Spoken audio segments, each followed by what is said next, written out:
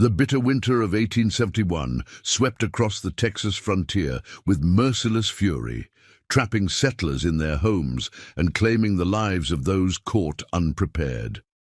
For Sarah Callahan, a young widow struggling to maintain her late husband's homestead, survival meant making impossible choices. But on that fateful December night, as howling winds threatened to tear her cabin apart, she never imagined that opening her door to a half-frozen Comanche child would forever alter the course of her life and potentially seal her fate when his father, a feared war chief, arrived 3 days later with 100 warriors at his command. Before we jump back in, tell us where you're tuning in from, and if this story touches you, make sure you're subscribed because tomorrow I've saved something extra special for you.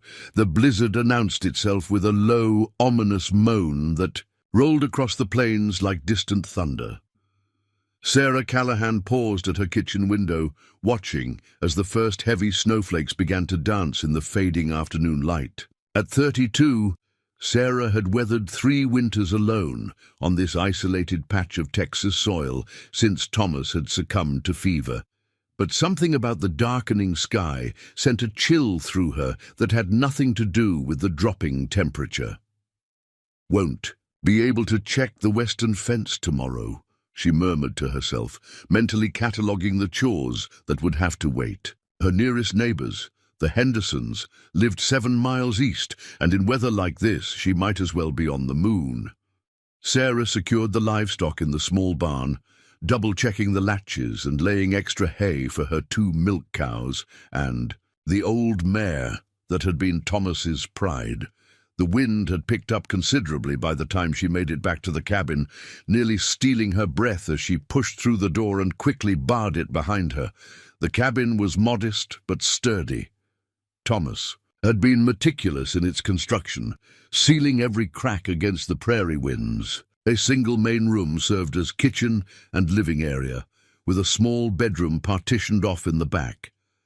The stone fireplace dominated the eastern wall, and Sarah busied herself building up the fire that would stand between her and the freezing. Night ahead, by sunset, the storm had transformed into a howling beast that clawed at the walls and screamed down the chimney. Sarah sat in Thomas's old rocking chair, mending a tear in her heavy wool skirt by the light of a single oil lamp. The familiar task kept her hands busy while her mind wandered to springtime and the garden she would plant when the earth thawed. Seeds ordered from the Montgomery Ward catalog lay in a wooden box on her shelf. Tomatoes, beans, and the sweet corn Thomas had always favored. The sudden pounding at her door nearly stopped Sarah's heart. She froze, needle suspended mid-stitch. No traveler would be out in such weather, and certainly not to her remote homestead. The Comanche had been relatively peaceful these past 2 years since the treaty, but rumors of renegade bands still circulated in Willow Creek whenever settlers gathered. The pounding came again, weaker this time, followed by what sounded like a child's cry nearly swallowed by the wind. Sarah placed her mending aside and reached for Thomas's Springfield rifle that hung above the mantel. The weapon felt heavy and foreign in her hands, but she'd made herself learn to shoot it after Thomas died. Keeping the rifle ready, she approached the door. "Who's there?" she called, her voice steady despite the fear coursing through her. "Only," the wind answered, but then came a soft thud against the door, as if someone had collapsed against it. Sarah took a deep breath, sent a silent prayer heavenward, and unbarred the door. The wind immediately caught it, slamming it against the wall as snow swirled into the cabin. At first, she saw nothing but the raging white of the blizzard. Then her eyes dropped to a small, crumpled form on her threshold. A child, no more than 7 or 8 years old, lay half-buried in rapidly accumulating snow. The boy's dark hair was crusted with ice, and his buckskin clothing, though traditionally Comanche, provided little protection against the brutal cold. Most alarming was the makeshift bandage wrapped around his left leg, stained dark with frozen blood For one brief moment, Sarah hesitated. Taking in a Comanche child could be seen as theft by his people, a crime punishable by death. The uneasy peace between settlers and the native tribes balanced on the edge of a knife. But the boy's lips had turned a dangerous blue, and his small frame shivered violently. Maternal instinct overrode caution. Sarah propped the rifle against the wall, bent down, and gently lifted the child. He was terrifyingly light in her arms, and his skin felt like ice. She kicked the door shut behind her and carried him to the bearskin rug before the fireplace. "It's all right," she soothed, though she doubted he understood English. "You're safe now." The boy's eyes fluttered open as she laid him down. They were dark and filled with confusion and fear. He tried to scramble away, but cried out when he put weight on his injured leg. "I won't hurt you," Sarah said, showing her empty hands. "I want to help." The child watched her warily as she slowly removed his frozen moccasins. His feet were dangerously pale with early frostbite. Sarah worked quickly, filling a basin with lukewarm water. Not hot, as she'd learned the painful way during her first frontier winter, when she'd plunged her own frozen hands into steaming water. She gently placed the boy's feet in the basin, noticing how he bit his lip to keep from crying out. "Brave little one, aren't you?" she murmured. As his extremities began to warm, Sarah carefully unwrapped the crude bandage on his leg. A deep gash ran along his calf, the edges angry and swollen with infection. Whatever had cut him, perhaps a jagged rock or animal trap, had done significant damage. Without treatment, the infection would surely spread. Sarah gathered her limited medical supplies, clean cotton strips, a bottle of whiskey Thomas had kept for medicinal purposes, and a jar of honey mixed with herbs that old Mrs. Patterson from Willow Creek swore could draw out infection. The boy watched her movements with the wary attention of a cornered animal. "This will hurt," she warned, uncorking the whiskey bottle, "but it will help you heal." Whether he understood her words or her tone, the boy gave a slight nod and gripped the edge of the bearskin rug. When the alcohol hit his wound, he stiffened but made no sound beyond a sharp intake of breath. Sarah cleaned the gash thoroughly, applied the honey mixture, and wrapped it in clean bandages. "You must be starving," she said when she finished, rising to stir the bean and bacon soup that had been simmering on the back of the stove. She ladled a small portion into a bowl, added a chunk of cornbread, and returned to the boy's side. He sniffed the food cautiously before hunger overcame suspicion. He ate rapidly, like someone accustomed to having food snatched away. Sarah refilled his bowl twice before he finally slowed, his eyelids growing heavy as warmth and fullness replaced cold and hunger. "You need a place to sleep," Sarah said, rising to gather extra quilts. She made a soft pallet near the fire, far enough away to be safe, but close enough to benefit from the warmth. "What's your name?" she asked, though she expected no answer. The boy studied her face for a long moment before speaking softly. "Tani." Sarah smiled. "Tani, I'm Sarah." She placed a hand over her heart. "Sarah." The boy nodded slightly. "Sarah," he repeated, the name sounding different with his accent. "How did you get hurt, Tani? Where is your family?" Sarah asked, knowing he probably couldn't understand her questions. She pantomimed, looking around, then pointed to him and back to the door. "Tani's." Face clouded. He spoke a stream of Comanche words Sarah couldn't comprehend, but his gestures told a story she could follow. He made the shape of what looked like horses, then mimicked riders falling. He pointed to his leg, then made a walking motion with his fingers, followed by collapsing them into the blanket. Sarah pieced together the likely scenario, some kind of accident or attack involving horses, followed by the boy attempting to walk for help before collapsing in the storm. How he had managed to find her isolated cabin in a blizzard seemed nothing short of miraculous, or perhaps it spoke to how desperately he had struggled to survive. "Sleep now," she said gently, tucking the quilts around his small form. "You're safe here." As Tani drifted into exhausted slumber, Sarah remained by the fire, her mind racing with implications. If the boy had been separated from his people during a hunt or journey, they would be searching for him when the storm cleared. Comanche were known for their tracking skills and fierce devotion to their children.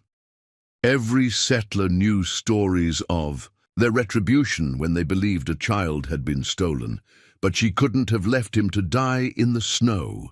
Thomas would have done the same, despite the risk. He had been a fair man who believed in judging people by their actions, not the color of their skin or the language they spoke. Most conflicts come from fear and misunderstanding, he'd often said during community meetings when tensions flared. Sarah slept fitfully that night, waking often to check on the boy and add wood to the fire. Outside, the blizzard showed no signs of relenting, howling its fury at being denied its prey. By morning, Tani's fever had risen. His small body burned with heat while he shivered uncontrollably beneath the quilts. The infection was worsening despite Sarah's treatment. She bathed his forehead with cool cloths and managed to get him to swallow some willow bark tea, but his condition continued to deteriorate throughout the day. "Don't you dare die on me," she whispered fiercely as she changed his bandages that evening. The wound looked worse, the skin around it red and hot to the touch. "I didn't pull you from that storm just to lose you to fever." On impulse, Sarah retrieved a small leather pouch from her trunk, her last resort for severe illnesses.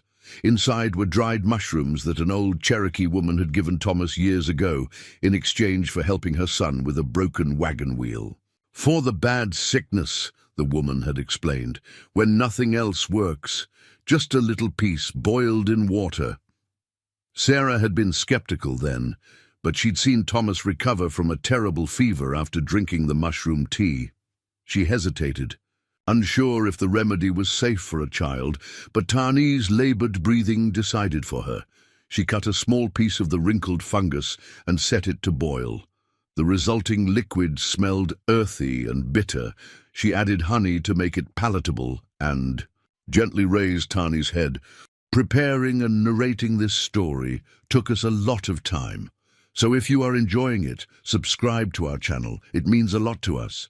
Now back to the story." "Drink this," she urged, bringing the cup to his cracked lips. "Please." The boy swallowed. Weakly, grimacing at the taste but too exhausted to resist, Sarah gave him small sips until the cup was empty, then resumed bathing his feverish skin with cool cloths. As midnight approached, she found herself speaking to him softly, sharing stories of her life before the frontier, of the green Pennsylvania hills where she'd grown up, of meeting Thomas at a harvest dance when she was just 17. He built this cabin with his own hands, she told the unconscious child, said we'd fill it with children someday. She swallowed hard against the sudden tightness in her throat. "That didn't happen for us. But Thomas would be pleased you're here. He always said this place was too quiet." The storm finally broke shortly before dawn on the third day. Sarah, who had barely slept, looked up in surprise when she realized the constant howling had ceased. The sudden silence felt almost unnatural after the continuous roar of wind. More importantly, Tani's fever had broken. His breathing had eased. And when Sarah checked his wound, the angry redness had receded. The boy opened his eyes and actually focused on her face, recognition replacing delirium. "You're getting better," Sarah said with a weary smile. Tani reached out hesitantly and touched her hand, the first voluntary contact he had initiated. "Sarah," he said, then added something in Comanche that she couldn't understand, but recognized as gratitude from his tone. Sarah helped him sit up and managed to get him to eat a small bowl of cornmeal mush, sweetened with the last of her precious sugar. His strength was returning, though he still couldn't put weight on his injured leg. After breakfast, Sarah opened the cabin door to assess the damage from the storm. The world outside had been transformed into a glistening white expanse. Drifts of snow stood higher than her waist in places, and the path to the barn had disappeared completely. The sky above was a clear, piercing blue, the sun reflecting blindingly off the snow. She had just begun to dig a path to check on the animals, when she noticed a dark smudge on the horizon to the north.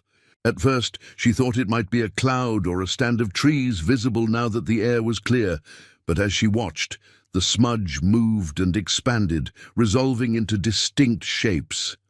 Riders, many riders. Sarah's blood ran cold. She dropped the shovel and hurried back to the cabin. "Tani," she said urgently, lifting the boy from his pallet. She carried him to the window and pointed to the approaching riders. "Are these your people?" The boy's face lit up with recognition and relief. He nodded vigorously and said a word that sounded like "Apu, father." Sarah's heart pounded against her ribs. Riders approaching a solitary cabin after a blizzard could mean many things, but a large group of Comanche warriors coming for a wounded child presented both hope and danger. They might be grateful for her care of the boy, or they might believe she had somehow caused his injuries or tried to keep him. "We need to show them you're all right," she decided, setting Tani down on Thomas's chair by the window, where he could be clearly seen. She unbarred the door and stepped onto her porch, deliberately leaving the rifle inside. The riders approached steadily, their horses pushing through snow that reached their chests in places. As they drew closer, Sarah could make out details. About 100 warriors, their faces painted for war, many carrying lances or bows.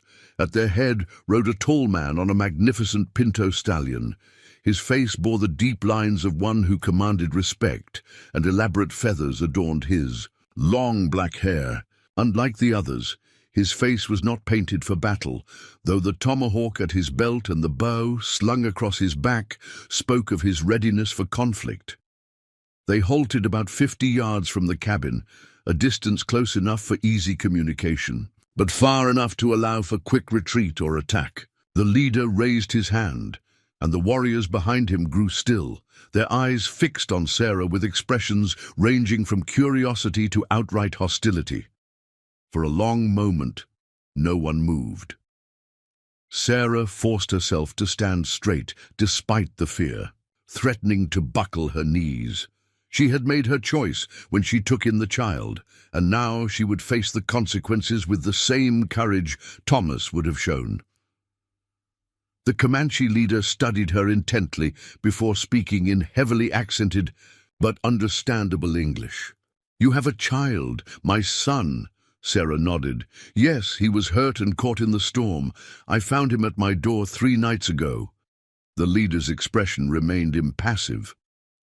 "Why would a white woman help a Comanche child?"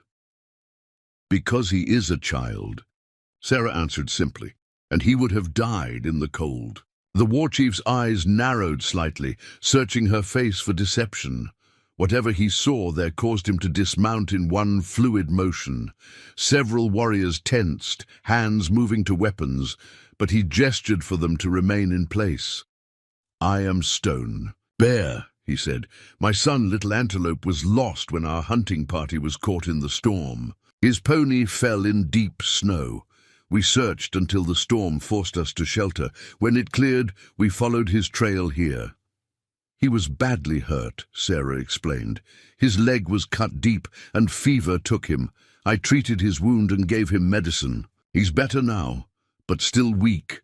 Something flickered across Stone Bear's face, concern breaking through the stoic mask. "I would see my son." Sarah hesitated only briefly before stepping aside and gesturing toward the open door. "Of course." As Stone Bear approached the cabin, Sarah was acutely aware that she was inviting a Comanche war chief, a man whose people had been fighting settlers for generations, into her home. Yet she saw in his concerned stride the universal worry of a father for his child, a language that needed no translation. The moment Tani, Little Antelope, saw his father enter the cabin, he called out joyfully.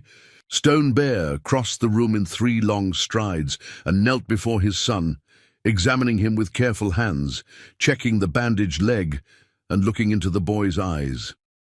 Little Antelope spoke rapidly in Comanche, gesturing to Sarah repeatedly.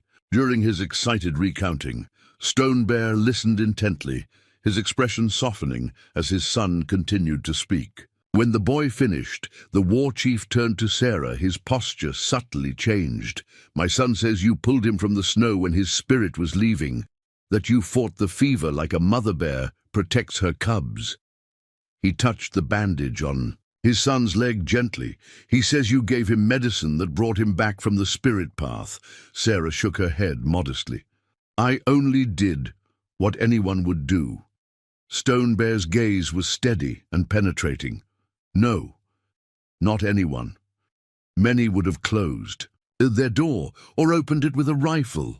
Sarah thought of the Springfield she'd initially reached for and felt a flush of shame. I did take up my rifle at first, she admitted, but when I saw a child who needed help, I set it aside. The Comanche chief nodded, seeming to appreciate her honesty. My people have seen much cruelty from the whites, and yours have suffered at our hands as well. But my son says there is good medicine in your heart. He rose to his full height, towering in the small cabin. The storm has passed, but the snow is deep. My son cannot ride yet. Sarah understood the unspoken question. Little Antelope is welcome to stay until he can travel safely. And she hesitated, then continued with more confidence. You and your men are welcome to camp on my land until then. Stone Bear studied her for a long moment before inclining his head slightly. We will make camp by the creek where the trees break the wind. I will come each day to see my son. He turned to leave, but paused at the threshold. Without looking back, he said, 3 summers ago, a band of Comanche was attacked by Texas Rangers near the Red River. My wife and daughter were killed. Sarah's heart constricted at the pain evident in his voice. I vowed to kill every white person I found alone on Comanche hunting grounds, he continued. Many have died by my hand. He turned back toward her, his expression solemn but no longer threatening. But my son says you sang to him when the fever was highest, songs of your own mother. A pause. My wife used to sing to him also. Before Sarah could respond, Stone Bear stepped out onto the porch and gave a signal to the waiting warriors. Several dismounted and began to unpack supplies while others led the horses toward the creek that ran along the eastern edge of Sarah's property. The war chief mounted his pinto and looked down at Sarah. Tomorrow, we will bring meat for your pot and wood for your fire. The winter will be long. With that, he rejoined his men, leaving Sarah standing in the doorway, watching as the Comanche warriors, who had arrived prepared for battle, began to make camp on her land. Inside, Little Antelope called for her. When she turned, she found him smiling at her from Thomas's chair, his small hand extended toward her in a gesture of trust that bridged worlds of difference. Sarah took his hand, knowing that the blizzard had changed more than just the landscape. In saving this child, she may have found a way forward through her own winter of solitude, and perhaps helped forge an understanding between 2 peoples who had seen too much of war and too little of peace. The Comanche encampment transformed the landscape beyond Sarah's cabin. Where there had been only pristine snow and silence, now stood hide-covered lodges arranged in a semicircle along the creek. Smoke from cooking fires rose in thin columns against the winter sky, and the sounds of voices, horses, and daily life carried across the snow-blanketed fields. True to his word, Stone Bear arrived the next morning with 2 warriors who carried freshly dressed venison and armloads of firewood. Sarah accepted these gifts with gracious nods, understanding their significance extended beyond mere provisions. In frontier exchanges, such offerings represented the beginning of a tentative alliance.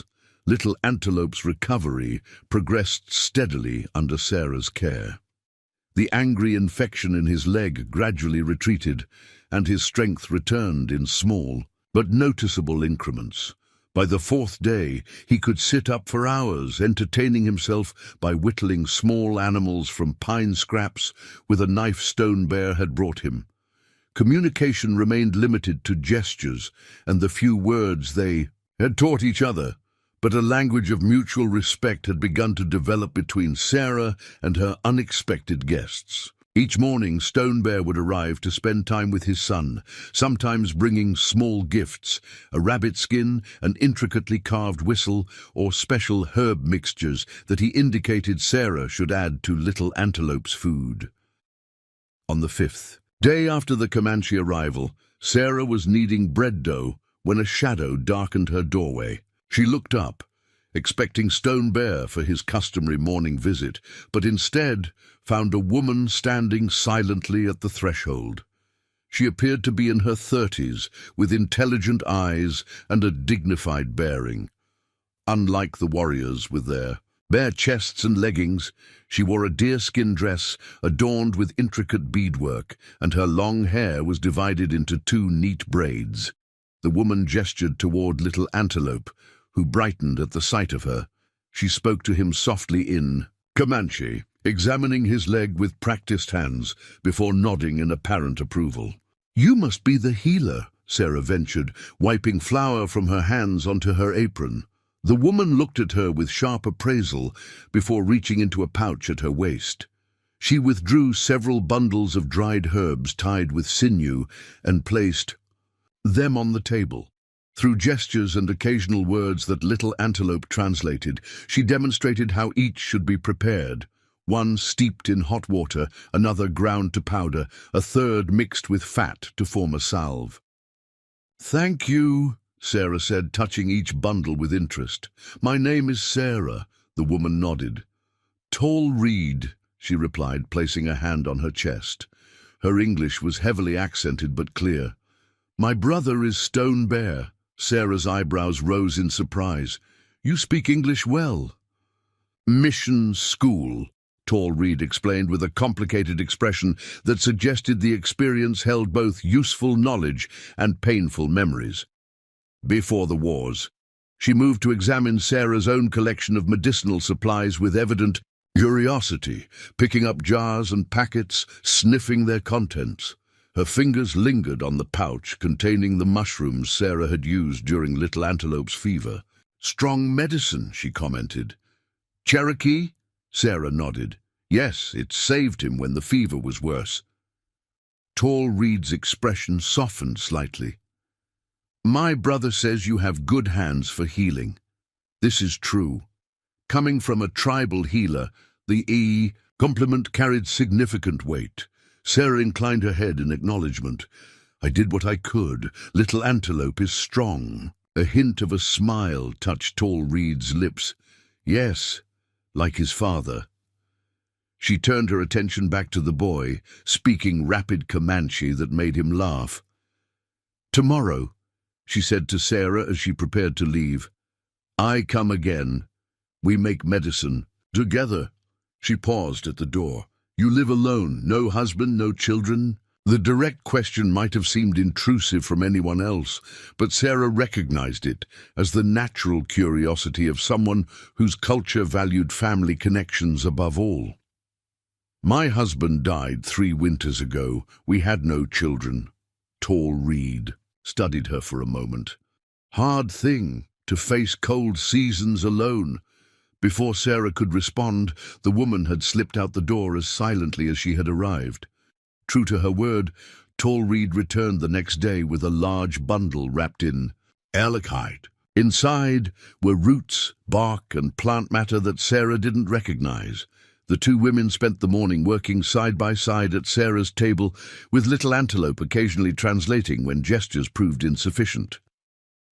The boy watched with evident enjoyment as his aunt taught Sarah how to prepare a balm for burns, using beeswax and certain dried berries, while Sarah demonstrated her method for creating a tincture that eased chest congestion. Despite their different backgrounds, both women shared the practical knowledge of those who bore responsibility for their community's well-being.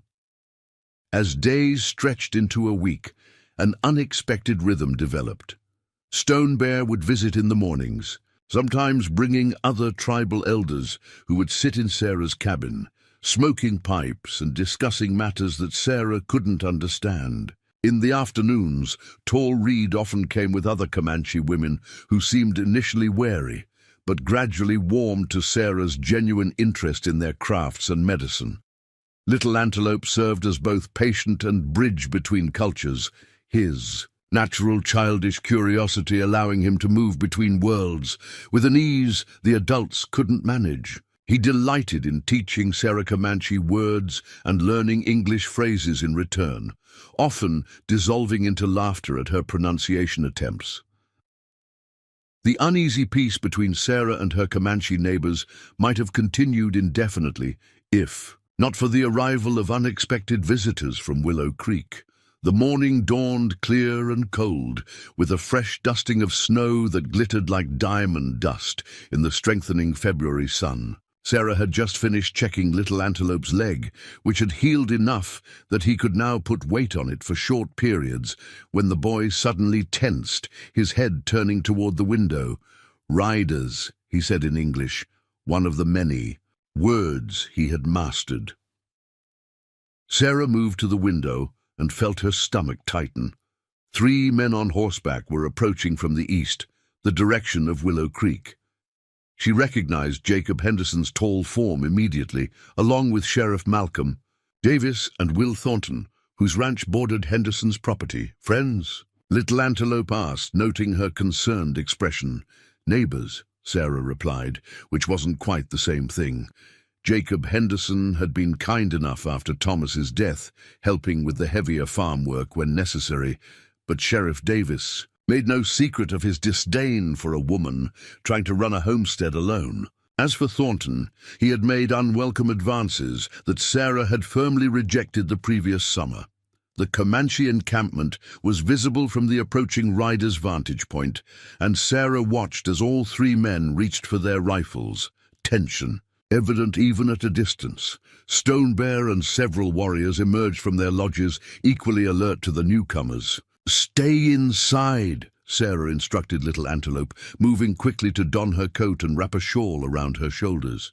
She stepped onto her porch just as the 3 men reined in their horses at the edge of her cleared yard, their expressions a mixture of confusion and alarm. "Sarah Callahan," Sheriff Davis called out, his rifle resting across his saddle. "Are you being held against your will?" "Of course not, Sheriff," Sarah replied calmly, though her heart hammered against her ribs. "Please lower your weapons.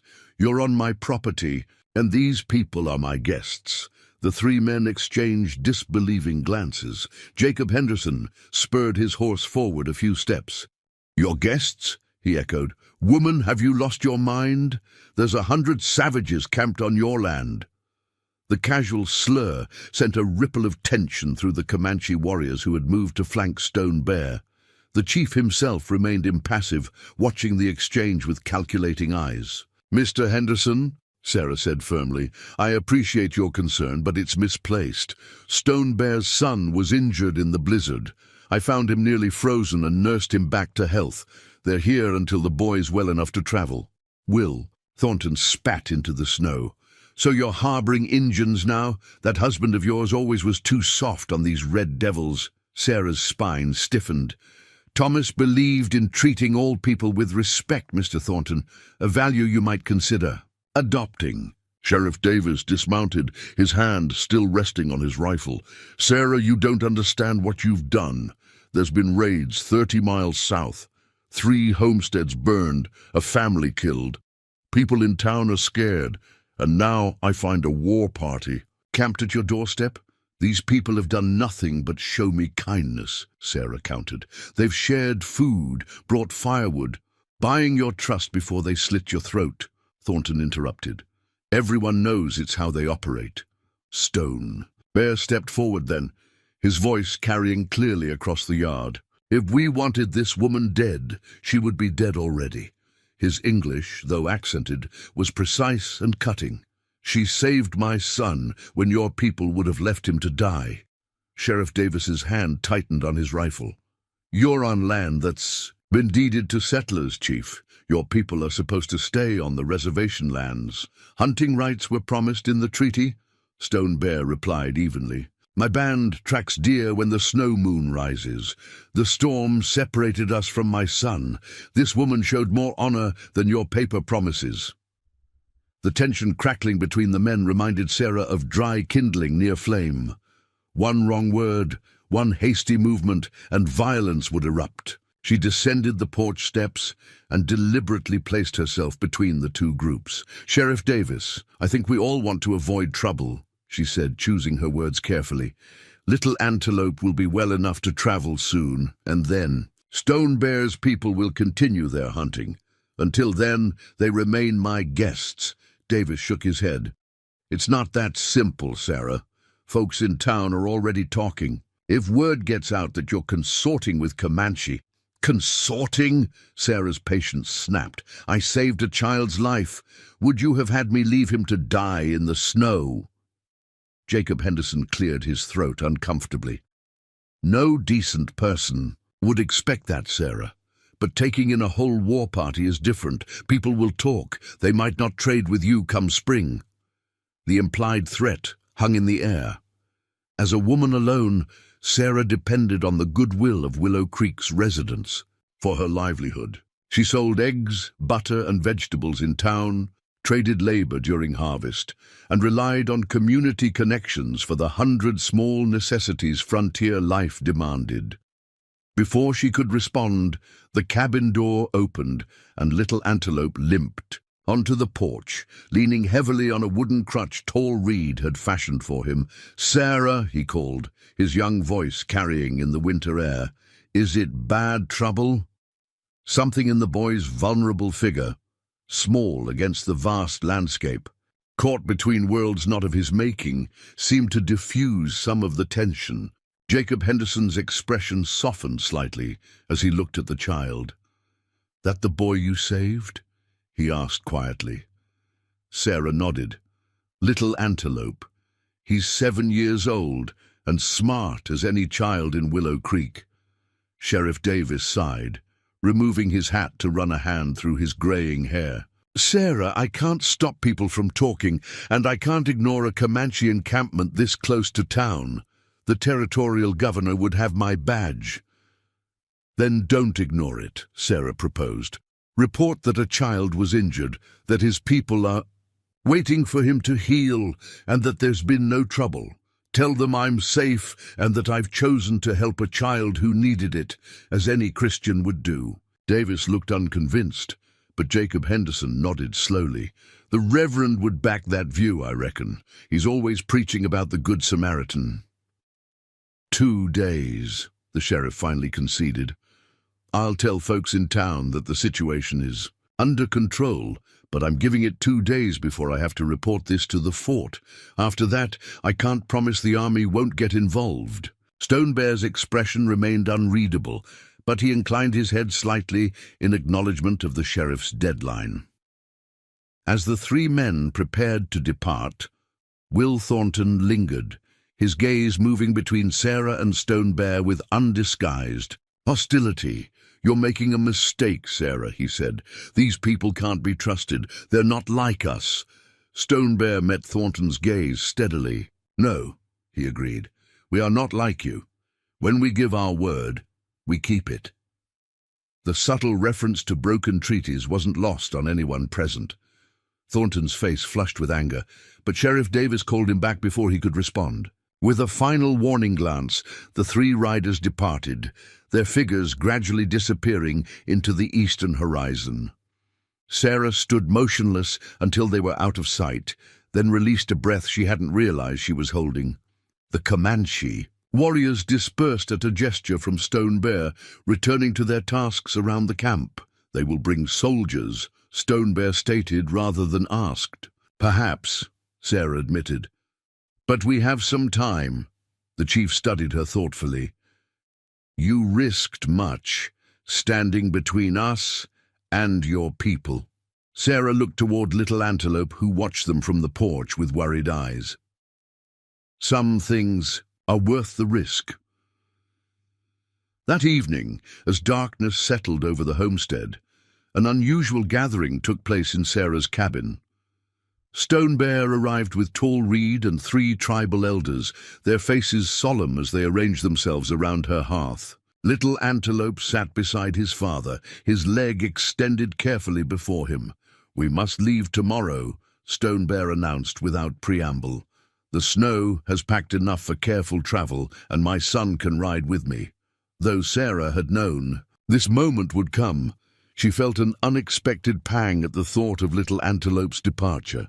In the short time he had been in her care, she had grown fond of his bright spirit and curious mind. "The sheriff gave us 2 days," she reminded Stone Bear. The chief's expression hardened. The white man with angry eyes, Thornton. "He will not. Wait, such men bring trouble quickly." Sarah couldn't argue with his assessment. Something in Will Thornton's demeanor had suggested he wasn't finished with the matter. "We go north to where the buffalo still run," Stone Bear continued. "Away from white settlements until the grass grows again." An elder with deeply lined features spoke at length in Comanche, gesturing occasionally toward Sarah. When he finished, Stone Bear nodded thoughtfully. "Flying Hawk says you have earned a place in our stories," the chief translated. "A woman alone, who faced the snow spirit to save a Comanche child." He paused. "Our people have learned to fear white settlers, as yours have learned to fear us. Perhaps this fear can sometimes be wrong." Tall Reed moved forward then, placing a small deerskin pouch on the table.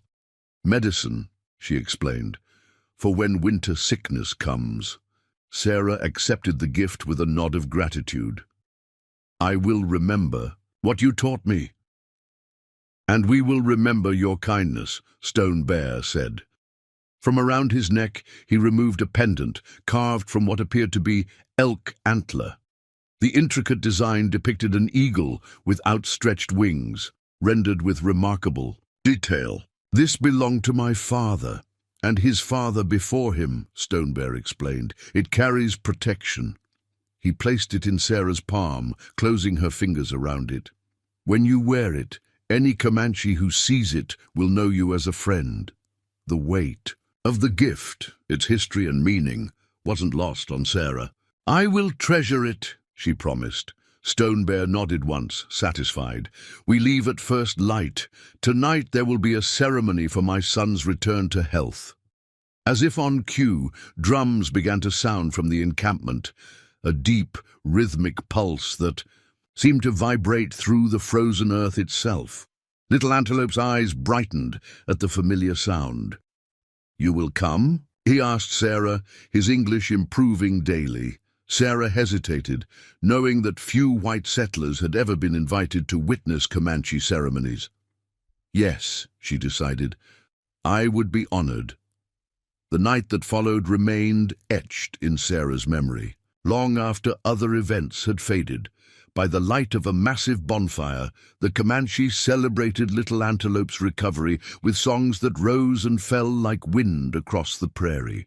Warriors performed dances that told stories of hunters and heroes, their shadows elongated against the snow. Women added their voices in harmonies that made Sarah's skin prickle with their beauty and strangeness.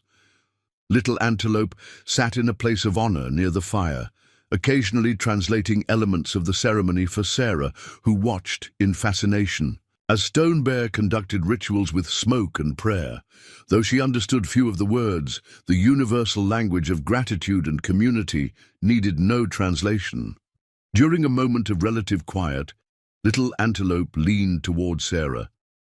"My father says when I am grown, I will remember this moon," he said with childish solemnity.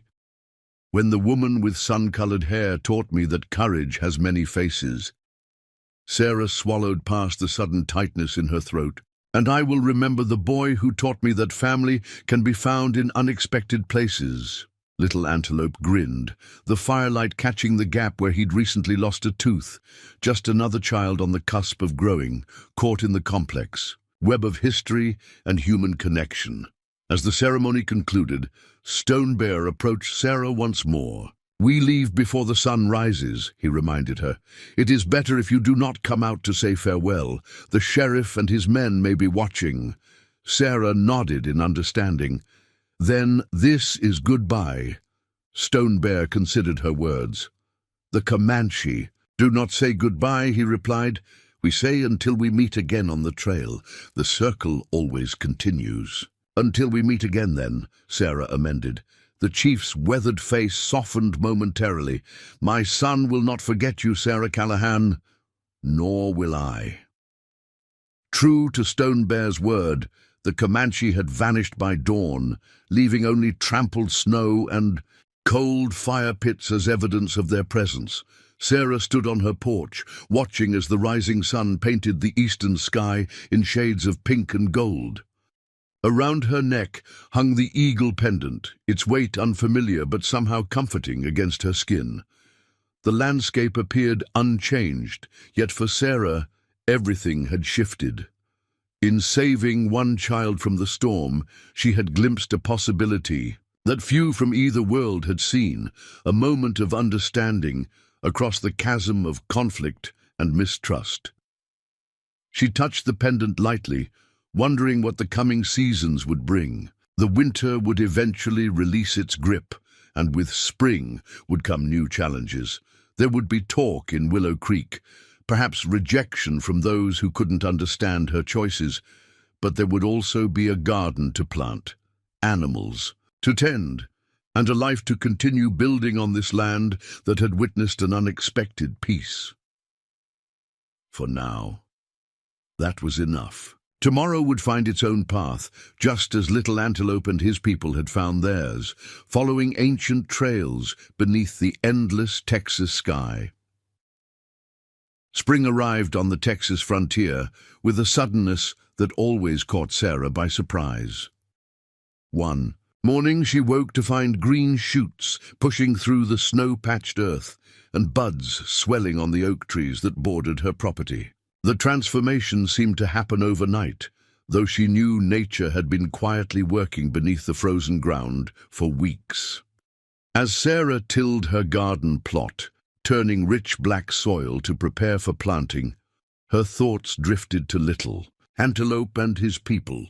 2 months had passed since their departure, and with each passing day, the events of that extraordinary week felt increasingly dreamlike. Were it not for the eagle pendant that hung around her neck and the deerskin pouch of Tall Reed's medicines on her shelf, Sarah might have convinced herself she had imagined the entire episode. Willow Creek had reacted to the Comanche encampment, exactly as Sheriff Davis predicted. When Sarah rode into town for supplies in early March, conversations halted as she entered the general store. Martha Wilson, who had always been friendly, barely met her eyes while measuring out sugar. Outside the smithy, a group of men fell silent as she passed, resuming their discussion in hushed tones once she was beyond earshot. Only Reverend Abernathy treated her with unchanged warmth, stopping to inquire about her spring planting and offering her a place in the church quilting circle. Sarah suspected his kindness was partially motivated by hope for her conversion. She hadn't attended services since Thomas's death, but she appreciated the gesture nonetheless. "The good book tells us to love our enemies," he reminded her as they stood outside the post office. "Though I expect you don't see those people as enemies anymore." "I never did, Reverend," Sarah replied honestly. "Thomas always said fear makes enemies where none need exist." The Reverend's eyes had crinkled at the corners. "Your husband was a wise man, Mrs. Callahan, wiser than many who attend my sermons regularly." Despite such isolated moments of understanding, Sarah felt her position in the community becoming increasingly precarious. Jacob Henderson still stopped by occasionally to help with heavier tasks, but his visits grew shorter and less frequent as spring progressed. The butter and eggs she brought to town fetched lower prices, and fewer people requested the herbal remedies she had once regularly supplied. By April, Sarah had begun to wonder whether she could maintain the homestead alone if the ostracism continued. The irony wasn't lost on her. Her act of compassion toward one child might ultimately cost her the home she and Thomas had built together. She was considering these unwelcome possibilities while planting corn when the sound of approaching hoofbeats drew her attention. Shading her eyes against the afternoon sun, Sarah watched a rider approach from the east. The horse moved at an easy lope, but something about the rider's posture suggested urgency. As the figure drew closer, Sarah recognized Becky Thompson, whose family ranched 10 miles northeast. The 17-year-old girl reined her lathered horse to a stop at the edge of the garden. "Mrs. Callahan," she called, her young face flushed with exertion. "Pa sent me to warn you. There's been another raid. The Anderson place was hit last night. Everyone's saying it was Comanche." Sarah's stomach tightened. The Andersons' homestead lay 15 miles southwest, too close for comfort. "Was anyone hurt?" Becky nodded grimly. "Mr. Anderson was killed trying to protect the livestock. Mrs. Anderson and the children managed to hide in the root cellar. The raiders took most of their horses and burned the barn."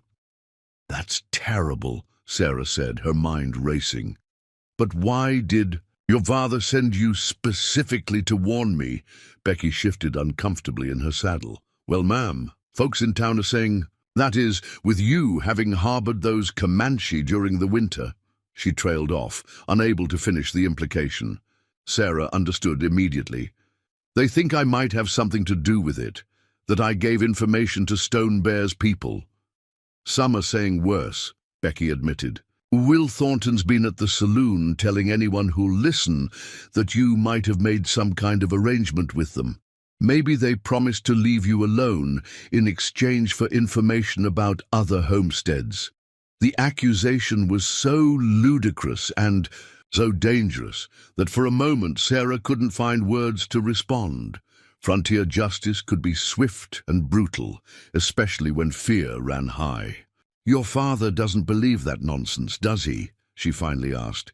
Becky shook her head quickly. "No, ma'am. Pa says Thornton's just sore because you wouldn't accept his courting, but he thought you should know what's being said, and that you might want to be extra careful.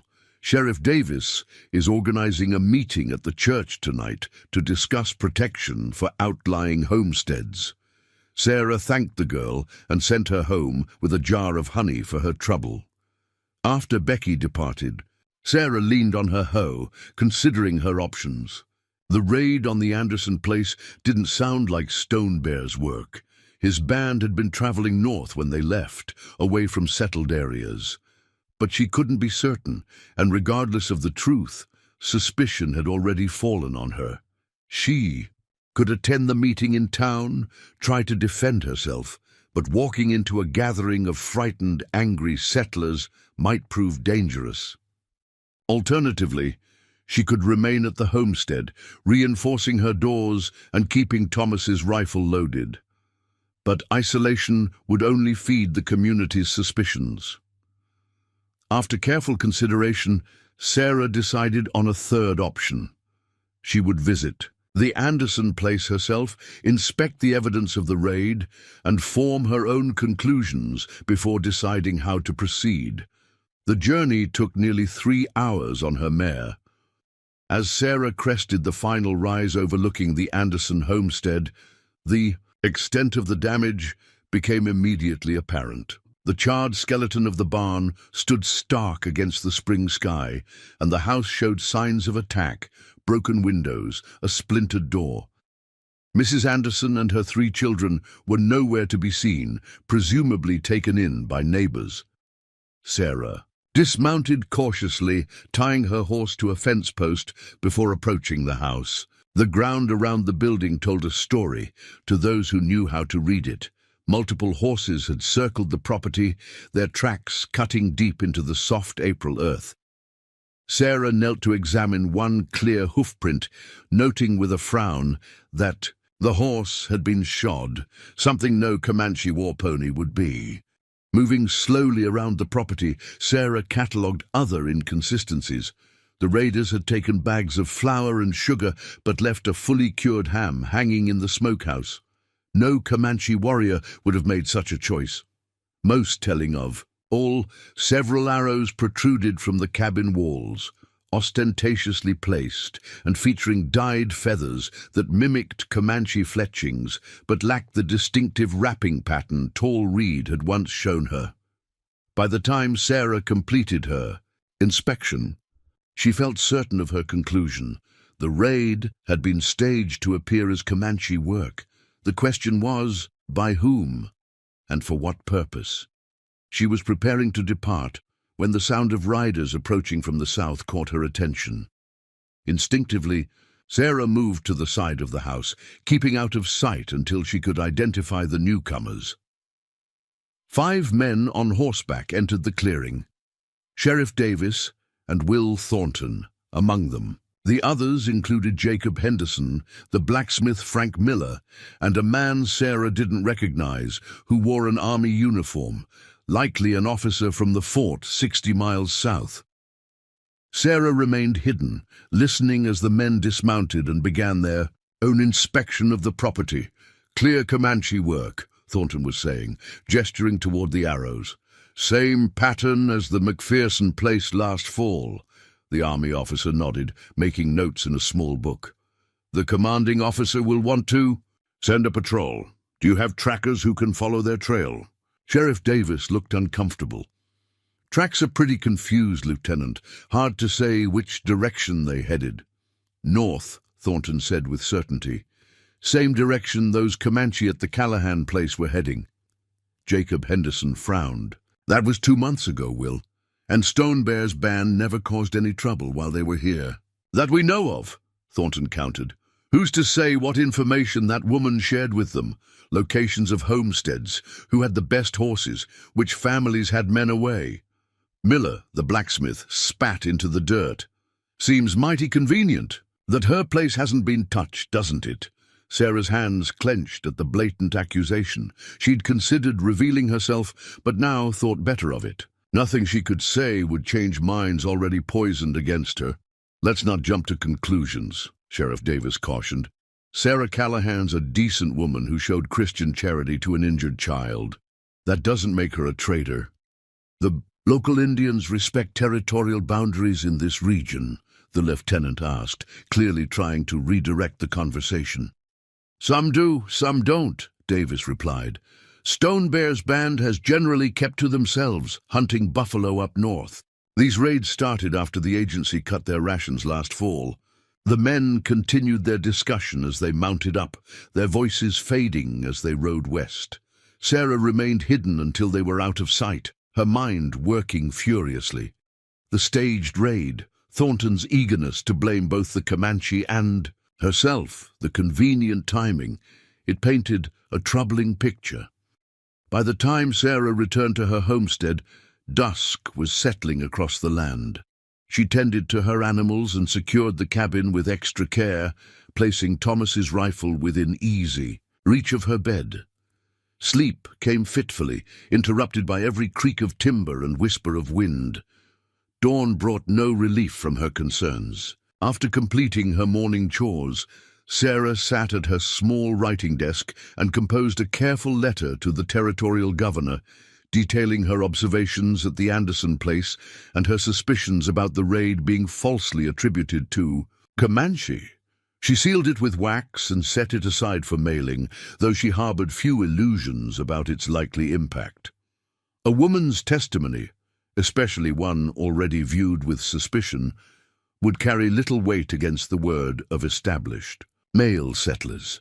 As morning stretched toward noon, Sarah was startled by the sound of a wagon approaching. Moving to the window, she was surprised to see Reverend Abernathy's buggy coming up the lane, the Reverend himself handling the reins with characteristic care. Sarah stepped onto her porch as he brought the vehicle to a halt. "Reverend," she greeted him. "This is unexpected." The elderly man's face was grave as he climbed down with the aid of a walking stick. "I thought you should hear this from a friend rather than a stranger, Mrs. Callahan. There was indeed a meeting at the church last night. It didn't go well." Sarah's heart sank. "They've decided I'm in league with the raiders." "Thornton was particularly vocal," the Reverend confirmed. "He brought that army lieutenant who's eager to make a name for himself in the territory. Between them, they've whipped up considerable sentiment against you." He paused, clearly uncomfortable, with his next words. "There's talk of bringing you to town for questioning. Some are suggesting your property should be seized as a penalty for treasonous activity, they're calling it." "That's absurd," Sarah breathed. "I've done nothing wrong." "You and I know that," Reverend Abernathy agreed. "But fear makes for poor judgment, and these recent raids have everyone frightened. The lieutenant speaks of pacification operations against all Comanche bands in the region." He shook his head sadly. "I've seen this before, during the Troubles. In '58, it doesn't end well for anyone." "What should I do?" Sarah asked, the reality of her situation becoming increasingly clear. The Reverend sighed heavily. "If I thought there was a fair hearing to be had, I'd advise you to face these accusations directly. But with tempers running high," he trailed off. "Perhaps a visit to your sister in Austin might be timely, just until cooler heads prevail." Sarah thought of Emily's crowded household. Her brother-in-law's barely concealed disapproval of her. Unnatural independence. Running away would mean abandoning everything she and Thomas had built, and it would be seen as an admission of guilt. "I can't leave," she decided. "This is my home. Thomas is buried here." Reverend Abernathy nodded, unsurprised. "Then I'll stay with you, at least for today. My presence might discourage any impulsive actions." Sarah was touched by the old man's courage, knowing that aligning himself with her could damage his standing in the community. "I appreciate that, Reverend, but it's not necessary. I can—" Her words were cut short by the distant sound of hoofbeats, many horses approaching at speed. Both Sarah and the Reverend turned toward the sound, watching as a cloud of dust rose on the eastern horizon. "That's not from town," Sarah observed, a chill running through her. Town lay to the southeast, but these riders came directly from the east. "No," the Reverend agreed grimly. "That would be the army patrol. The lieutenant mentioned they'd be securing outlying homesteads today." Sarah felt the blood drain from her face. Securing. Before the Reverend could respond, a flash of movement from the northern tree line caught Sarah's attention. A lone rider on a pinto horse emerged briefly from the shadows before melting back into the forest, stone bare. The Comanche chief appeared again at the edge of the clearing, just long enough to ensure she had seen him. He raised his hand in the familiar signal Sarah had observed during his people's stay, a gesture calling for his warriors to assemble. Understanding dawned with terrible clarity. Stone Bear had returned perhaps to hunt in familiar territory and had observed the approaching soldiers. Now he was gathering his warriors, preparing to defend what he perceived as an attack. "Reverend," Sarah said urgently, "you need to leave now." The old man looked confused. "I won't abandon you to face this alone, my dear." "You don't understand," Sarah insisted, already moving toward the cabin. "Stone Bear is here. If those soldiers arrive and find you with me, you'll be implicated too. Please go back to town. Tell Sheriff Davis what's happening. Maybe he can prevent bloodshed." Reverend Abernathy's eyes widened in understanding. He hesitated only briefly before climbing back into his buggy. "God be with you, Sarah Callahan," he said solemnly, turning his horse toward town. As the Reverend's buggy disappeared down the lane, Sarah touched the eagle pendant at her throat and made her decision. She wouldn't hide inside and wait for violence to erupt. Instead, she walked purposefully toward the northern tree line, where Stone Bear had appeared. 20 yards from the forest edge, she stopped. "I know you're there," she called, pitching her voice to carry without shouting. "And I know you can understand me. We don't have much time." For several heartbeats, only silence answered her. Then Stone Bear emerged from the trees, his expression guarded but his posture relaxed. He had aged in the month since she'd seen him last, new lines carved into his weathered face, a fresh scar along his jawline. "Sarah Callahan," he acknowledged. "You still wear the eagle still." "Your gift honors me," Sarah replied, touching the pendant briefly. "But we have trouble coming. Those riders—" "Blue coats," Stone Bear interrupted. "Many rifles.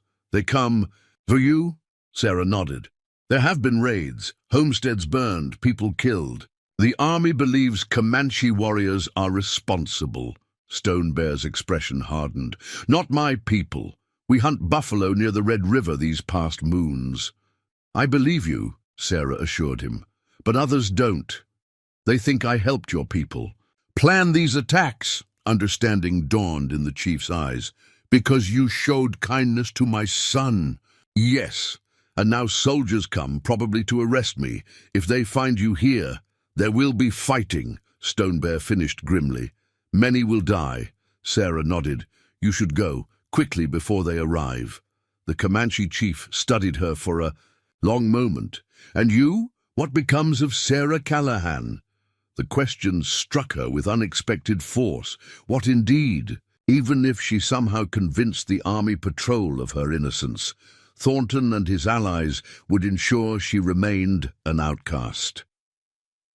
Her life in Willow Creek was effectively over. Before she could respond, Stone Bear glanced toward the horizon where the dust cloud had grown larger. "No time for talk now, come." He extended his hand toward her. Sarah stared at his outstretched hand, understanding the monumental choice it represented.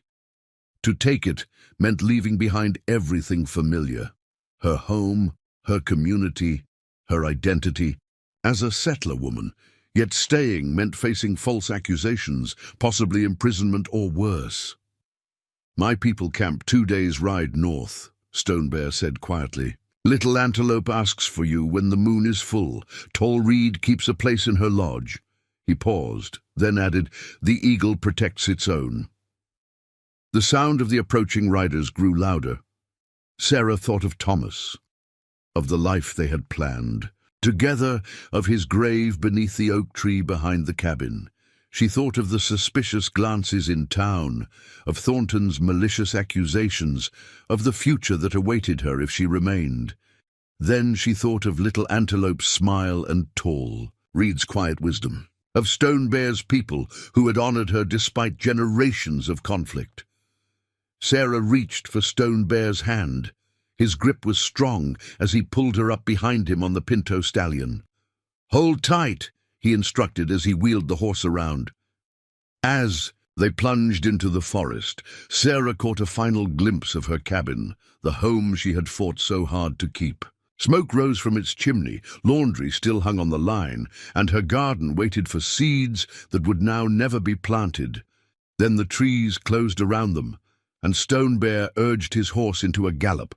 Behind them, the army patrol thundered into the clearing they had just vacated, their shouts fading into the distance as the Comanche chief guided his mount along hidden trails known only to his people.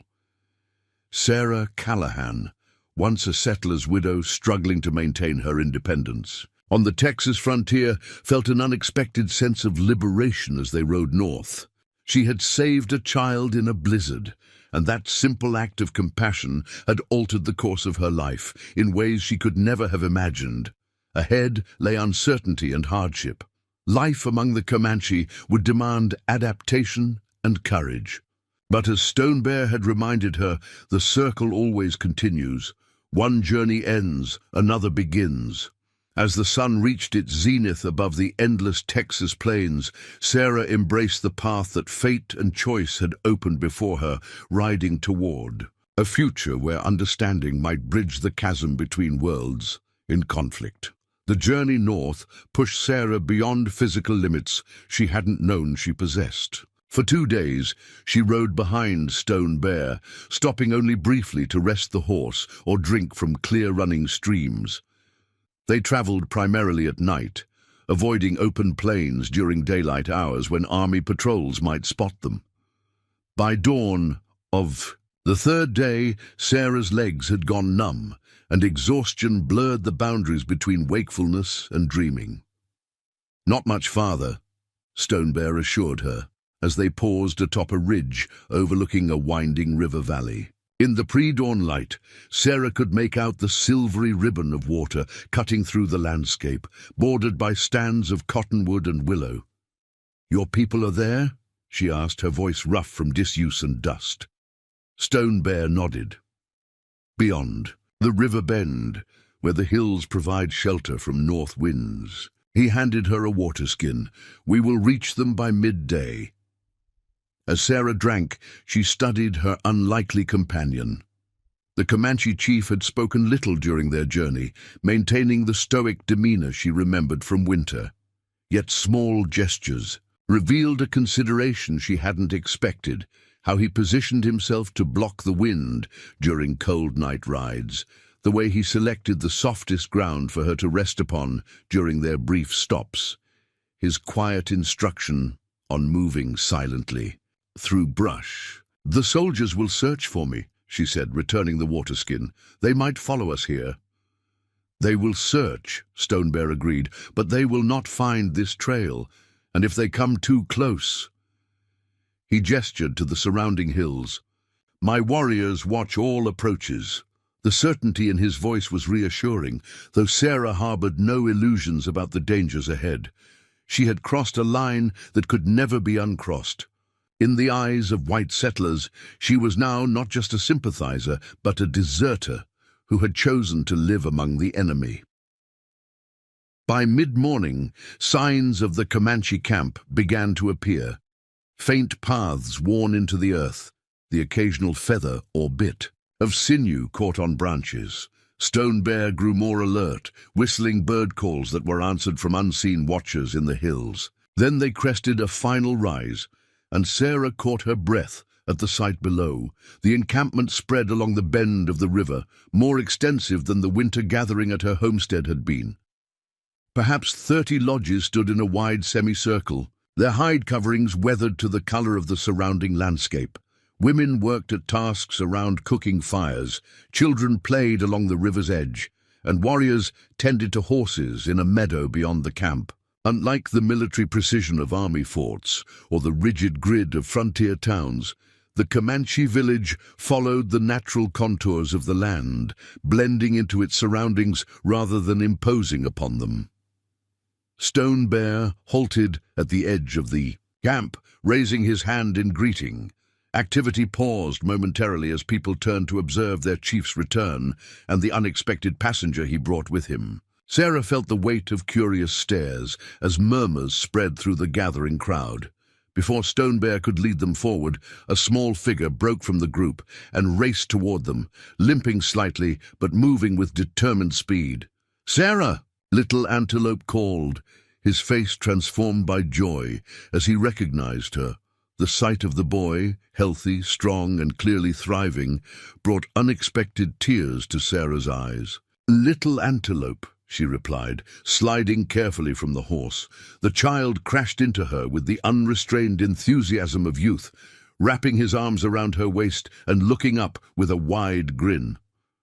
"You came? I told them you would come someday." Sarah knelt to his level, noting how he had grown in the month since she'd last seen him. The frightened, feverish child from the blizzard had been replaced by a vibrant boy whose eyes shone with confidence and health. "Your leg has healed well," she observed, nodding toward the limb that had once been so dangerously infected. Little Antelope nodded proudly. "Tall Reed says I am the fastest runner again." He lowered his voice conspiratorially. "I tell everyone it is because of your strong medicine." A shadow fell across them as Tall Reed herself approached, her expression guarded but not unwelcoming. "The boy speaks of you often," she said by way of greeting. "Now you are here." The statement carried a question Sarah wasn't certain how to answer. How could she explain the complex circumstances that had led her from settled widow to fugitive among the Comanche? Stone Bear dismounted and spoke rapidly in their language, his gestures suggesting he was recounting the events at the homestead. Tall Reed's expression darkened as she listened, her eyes flicking occasionally to Sarah with increasing concern. When Stone Bear finished, Tall Reed addressed Sarah directly. "The Bluecoats hunt you now, as they hunt us." "Yes," Sarah acknowledged. "I'm afraid I've brought trouble to your people." Unexpected compassion flickered in the healer's eyes. "Trouble finds all who seek peace between worlds." She gestured toward her lodge. "Come, you need rest and food." As Sarah followed Tall Reed through the camp, she felt the stares of the community tracking her progress. Some gazes held curiosity, others suspicion, and a few, particularly among the older women, open hostility. She couldn't blame them. Her presence represented a risk to their safety, and generations of violent history couldn't be erased by one act of kindness toward a chief's son. Tall Reed's lodge proved larger and more comfortable than Sarah had expected. Thick buffalo robes covered the ground, and a small fire pit in the center had been banked to provide warmth without smoke.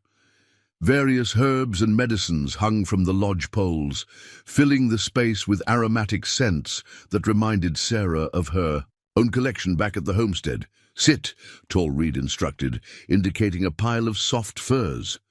"You are safe here." The simple statement unleashed the tension Sarah had been carrying since fleeing her cabin. Exhaustion crashed over her in waves, and she sank gratefully onto the offered seat. Little Antelope settled beside her, watching her face with undisguised curiosity. "Why do you look sad?" he asked with a child's directness. "Are you not happy to see us?" Sarah summoned a smile for his benefit. "I'm very happy to see you, but I'm also thinking about my home. I had to leave it quickly without saying goodbye." The boy considered this solemnly. "Like when I was lost in the snow?" "Something like that," Sarah agreed, touched by his attempt. "To understand." Tall Reed returned with a wooden bowl containing a rich stew of meat and wild onions. "Eat," she commanded, "then sleep. Questions can wait for tomorrow." Sarah didn't argue, accepting the food with gratitude. As she ate, Little Antelope chattered about life in the camp, how he had become friends with the chief's nephew, how he was learning to shoot a small bow, how Tall Reed was teaching him to identify healing plants. The familiar sound of childish enthusiasm provided an unexpected comfort, a bridge between her old life and whatever uncertain future awaited. When the meal was finished, Tall Reed showed Sarah to a sleeping pallet at the far side of the lodge. "Rest now," she said. "The council will meet tonight to discuss your presence. Stone Bear will speak for you." Sleep claimed Sarah almost instantly, her body surrendering to days of accumulated exhaustion. When she awoke, golden evening light filtered through the lodge covering, and the camp outside had grown quiet. She sat up slowly, her muscles protesting every movement after the long ride. "You slept through the day," Tall Reed observed, from where she sat grinding herbs with a stone mortar. "The boy wanted to wake you, but I sent him to help with the horses." Sarah pushed her tangled hair back from her face, suddenly conscious of her disheveled appearance and the grime of travel that clung to her skin and clothing. "Is there somewhere I might wash?" Tall Reed nodded, setting aside her work. "Come, the women's bathing place is downstream." Following the healer through the quiet camp, Sarah became aware of how dramatically her circumstances had changed in just 3 days. The familiar routines of her homestead, feeding chickens, churning butter, mending fences, felt as distant as her childhood in Pennsylvania. Here, she would need to learn new ways, new skills, new rhythms of daily life. The bathing area proved to be a sheltered bend in the river, screened by willows and reeds. Several Comanche women were already there, some washing children, while others laundered garments by beating them against smooth river stones. Conversation stopped abruptly when Sarah appeared, and the women exchanged meaningful glances. Tall Reed spoke sharply in Comanche, her tone brooking no argument. Reluctantly, the women resumed their activities, though they kept careful distance from Sarah as Tall Reed led her to a private spot upstream. "They fear what they do not understand," the healer explained, handing Sarah a cake of soap made from animal fat and wood ash. "As your people fear us, will they accept me here?" Sarah asked, voicing the concern that had lingered since their arrival. Tall Reed considered the question carefully. "Some will, some will not. Time will show them your heart, as it showed you ours." She pointed to a pile of clothing folded neatly on a flat stone. "Clean garments. I will return when the sun touches the tall cottonwood." Left alone, Sarah gratefully stripped away her travel-stained clothing and waded into the river. The water ran cool and clear around her body, soothing aches and washing away days of dust and worry. As she scrubbed her skin and hair with the rough soap, Sarah allowed herself to fully acknowledge the magnitude of what had occurred. In abandoning her homestead, she had left behind not just possessions and property, but her entire identity as a settler woman. What would Thomas think of her choice? The question arose unbidden as she rinsed her hair in the flowing current. Her late husband had been unusually progressive in his views of native peoples, often arguing for fair treatment and honest negotiation rather than the displacement policies favored by territorial authorities. Yet even he might have been shocked by her decision to flee with Stone Bear. "You always said understanding comes from sharing bread and stories," she murmured to his memory as she waded back to shore. "Perhaps this is the path to that understanding." The clothing Tall Reed had provided consisted of a simple buckskin dress, adorned with subtle beadwork around the neck and hem, soft leather leggings, and moccasins that fit surprisingly well. Sarah's fingers hesitated over her discarded calico dress, the practical, modest garment that marked her as a settler woman. After a moment's consideration, she folded it carefully and placed it atop a rock, a symbolic acknowledgement of the life she had left behind. When Tall Reed returned, she paused at the sight of Sarah in Comanche clothing. "The dress belonged to my cousin," she explained. "She walks the spirit path now." "It's beautiful," Sarah said sincerely. "Thank you for sharing it." Something in her genuine appreciation seemed to soften Tall Reed's reserved demeanor. "Come," she said, gesturing toward the camp. "The council begins soon." They returned to find the encampment transformed by evening activities. Cooking fires cast dancing light across the gathering darkness, and the smell of roasting meat filled the air. Children had been called in from play, and warriors sat in groups talking in low voices or preparing weapons with methodical care. Stone Bear awaited them near the central council fire, his formal appearance a stark reminder of his status. Eagle feathers adorned his hair, and intricate paint marked his face and chest, not the bold war patterns Sarah had seen during his arrival at her homestead, but subtler designs that spoke of authority and wisdom. "The council is ready," he informed them. "They will hear what has happened and decide your place among us." "What should I do?" Sarah asked, suddenly uncertain. She knew nothing of Comanche council protocols or what might be expected of her. "Speak truth when asked," Stone Bear advised. "Show respect with your eyes down until an elder addresses you directly. Beyond that," his expression softened marginally, "trust that my voice carries weight among my people." The council circle comprised 12 individuals, 8 men and 4 women, all of advanced age and evident status within the tribe. They sat in a half-circle around the fire, their faces solemn in the flickering light. Stone Bear took his place at the center, gesturing for Sarah to sit slightly behind him to his right. Tall Reed joined the circle among the female elders, her eyes briefly meeting Sarah's with silent encouragement. For nearly an hour, Stone Bear spoke to the council, his deep voice rising and falling in the complex patterns of Comanche oratory. Though Sarah couldn't understand the words, she recognized when he described finding little antelope at her cabin, the blizzard, and the confrontation with the soldiers.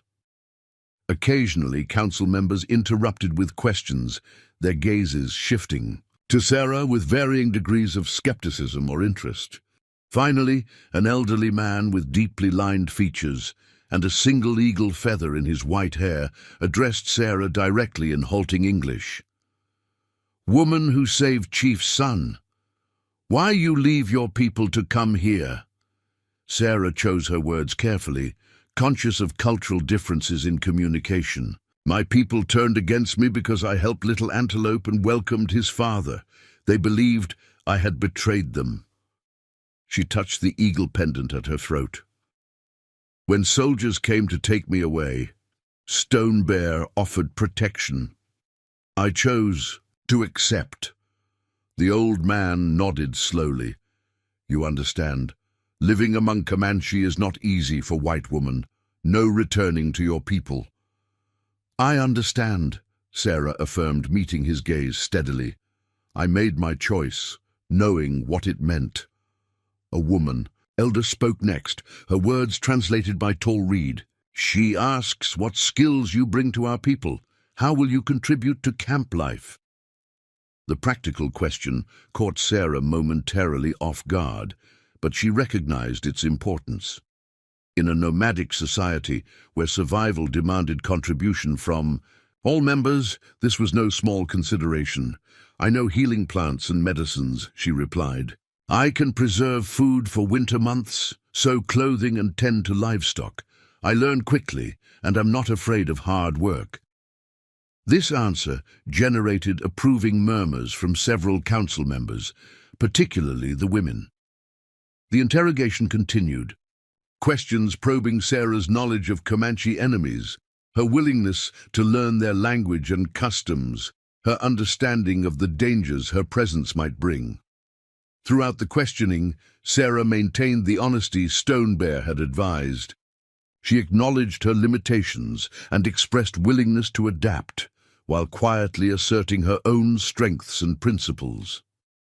As the council's inquiries gradually slowed, she felt a growing sense that her fate balanced on a knife's edge of cultural judgment. Finally, the council members conferred among themselves in low voices, while Sarah waited in tense silence. Stone Bear's expression revealed nothing of his thoughts, but his steady presence beside her provided an anchor in this unfamiliar proceeding. The elderly man who had first addressed her eventually spoke again, his words directed to Stone Bear, but clearly meant for Sarah to hear. "Council says the woman may stay until the next moon. She will live in Tall Reed's lodge and learn our ways. If she proves herself worthy, Council will consider making her Comanche." He fixed Sarah with a penetrating stare. "But if she brings a danger or cannot live as people, she must go." Stone Bear inclined his head in acknowledgement of the decision. "It is fair," he responded in English. "I will be responsible for her actions." With that, the council dispersed, elders returning to their lodges, while younger members of the tribe, who had gathered at a respectful distance, broke into animated discussion about the unusual proceedings. "What happens now?" Sarah asked Stone Bear as they walked away from the council fire. "Now you begin your new life," he replied simply. "Tall Reed will teach you women's ways. Little Antelope will help you learn our language." He paused, studying her face in the moonlight. "It will not be easy, Sarah Callahan. Some will resist your presence. Others will test your strength and commitment." "I didn't expect an easy path," Sarah admitted. "Only a chance to live according to my conscience." Stone Bear nodded, seeming satisfied with her response. "One moon passes quickly. Use this time well."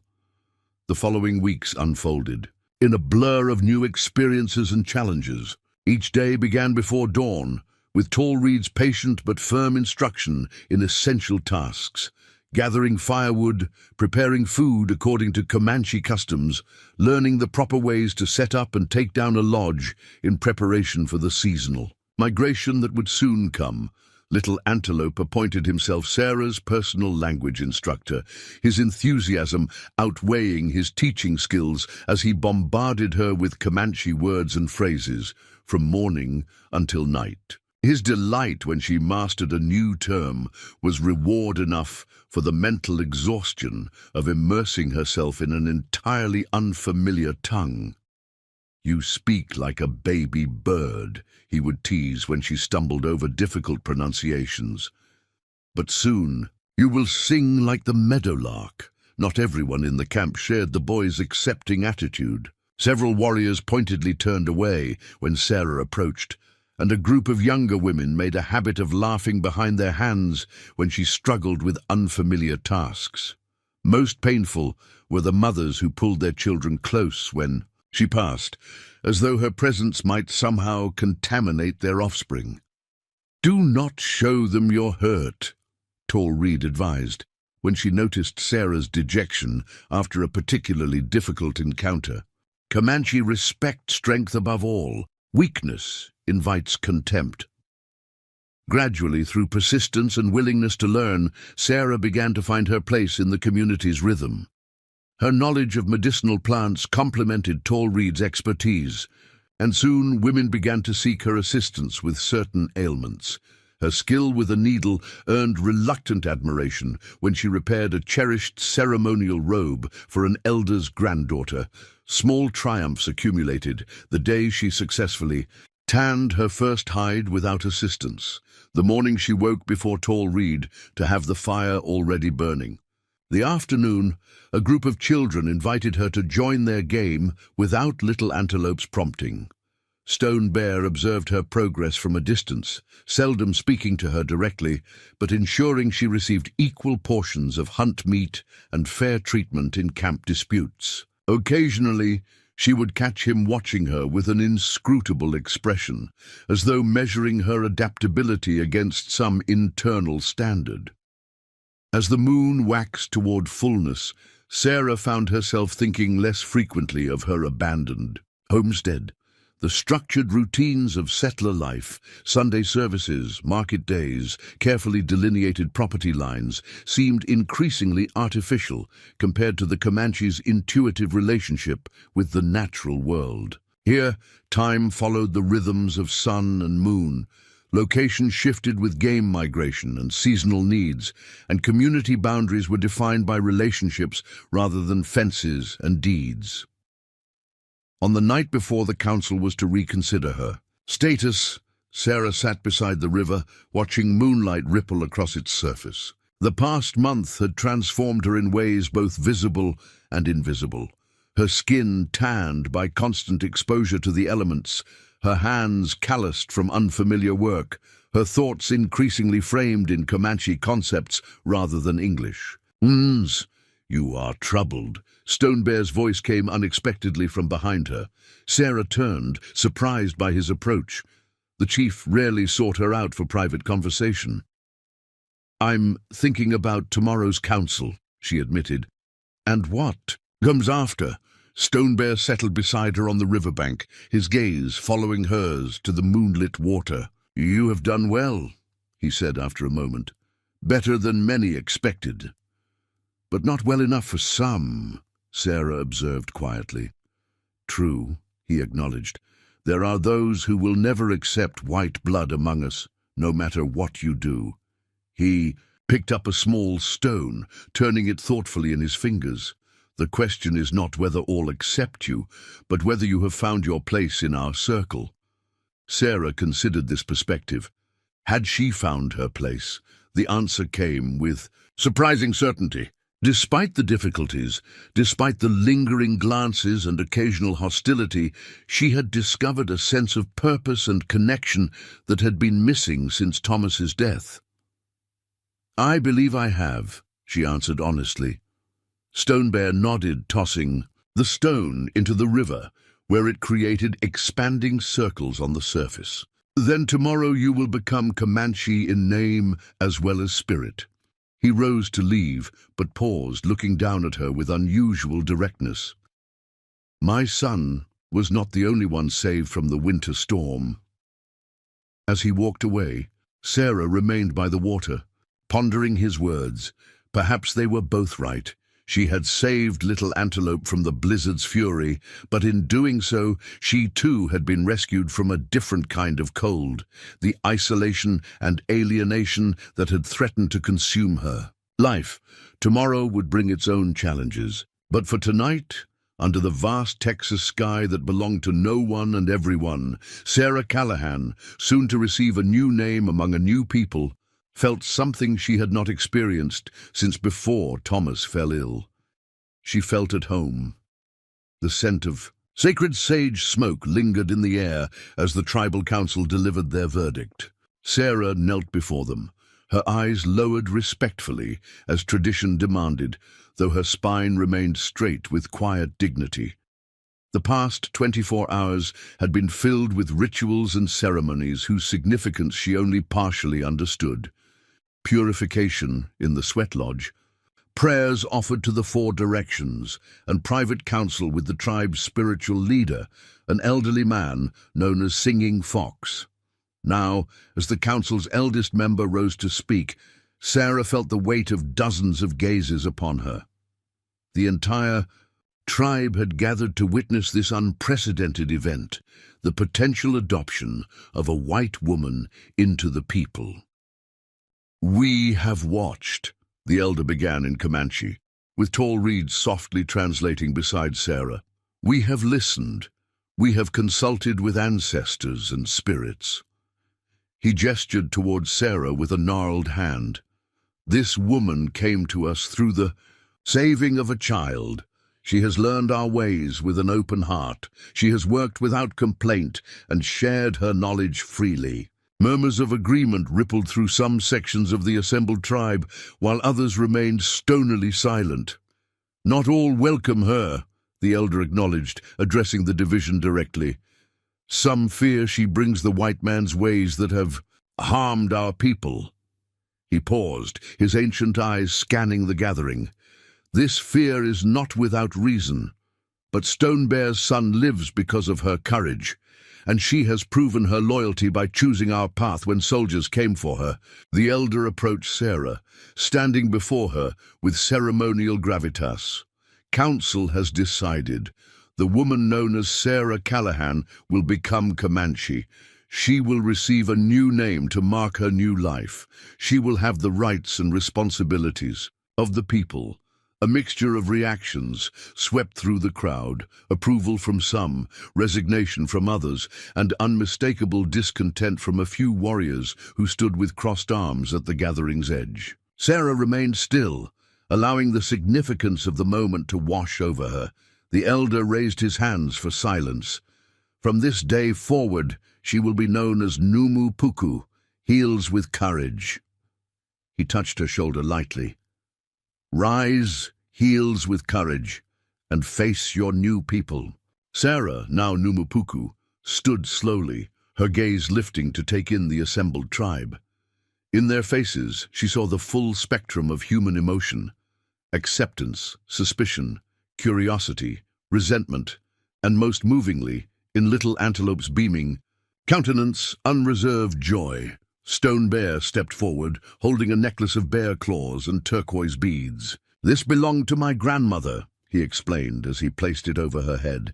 "She, too, came to the people from outside, taken as a child from Mexican settlers. She became one of our greatest healers."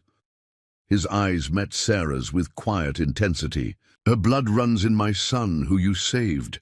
Now her spirit will guide your hands." The formal ceremony concluded with a feast that continued well into the night. Sarah found herself seated among the women of Tall Reed's extended family, accepting congratulations and advice in equal measure. Children approached shyly to touch her hair, which remained a source of fascination despite her adoption of Comanche. Styling, Even some who had previously avoided her now acknowledged her with brief nods or offering of choice meat portions. Not everyone celebrated her inclusion, however. As the night progressed, Sarah became aware of a group of younger warriors gathered at the feast's periphery, their expressions dark with disapproval.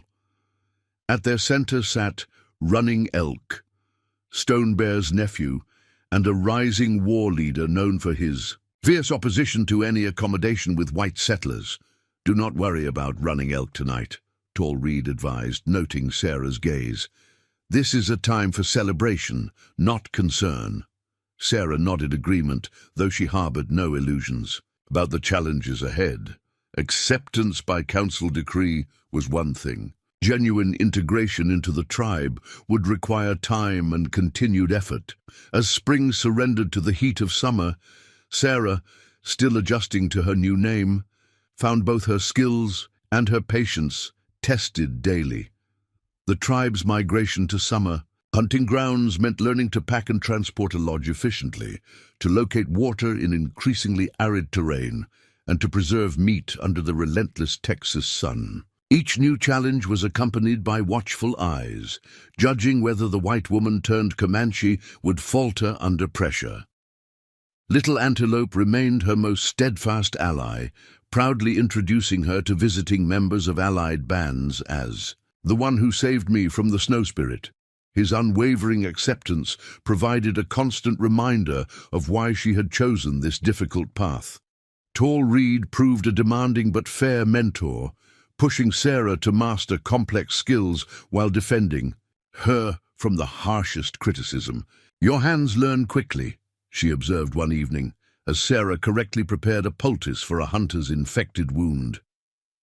"Soon they will remember what your mind still struggles to recall." Stone Bear maintained a careful distance in public, conscious of how any special attention might fuel resentment. Yet Sarah occasionally caught his watchful gaze across the camp, and he ensured she received equal consideration in tribal matters. When meat was distributed after successful hunts, her portion matched that of other tribal members.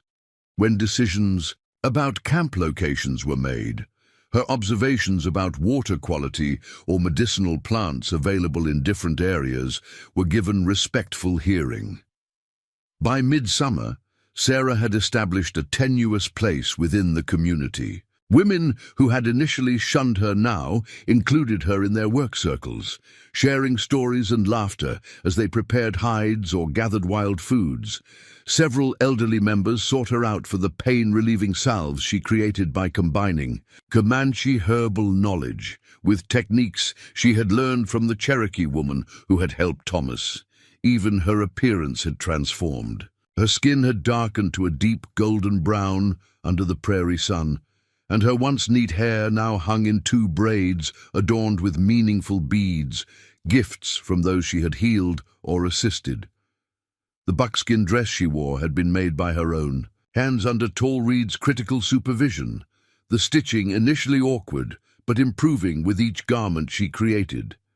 Yet despite these outward signs of acceptance, Sarah remained aware of the undercurrent of tension her presence created, particularly among Running Elk and his followers. Their opposition manifested in subtle ways, hunting parties that conveniently departed before she could contribute her knowledge of certain plants, conversations that switched to complex Comanche when she approached, the occasional accidental destruction of items she had carefully crafted.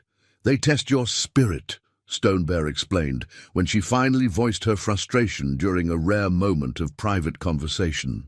"To see if you break like dry grass or bend like the willow." "And if I neither break nor bend?" Sarah asked. "If I simply continue forward?" The ghost of a smile touched the chief's weathered face. "Then you are truly Comanche."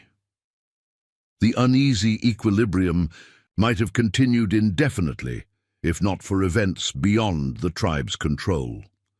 In late July, a messenger arrived from a southern band, bringing news that sent ripples of concern through the camp. A large army expedition was systematically searching the territory, burning abandoned Comanche camps and pursuing any bands they encountered. They seek those responsible for the raids on settler homesteads, the messenger reported to the hastily assembled council. Sarah, now included in tribal discussions as a fully adopted member, listened with growing alarm. But they make no distinction between peaceful bands and those who fight. They have orders to return all tribes to the reservation lands, or kill those who resist, Stone Bear added grimly. He turned to Sarah.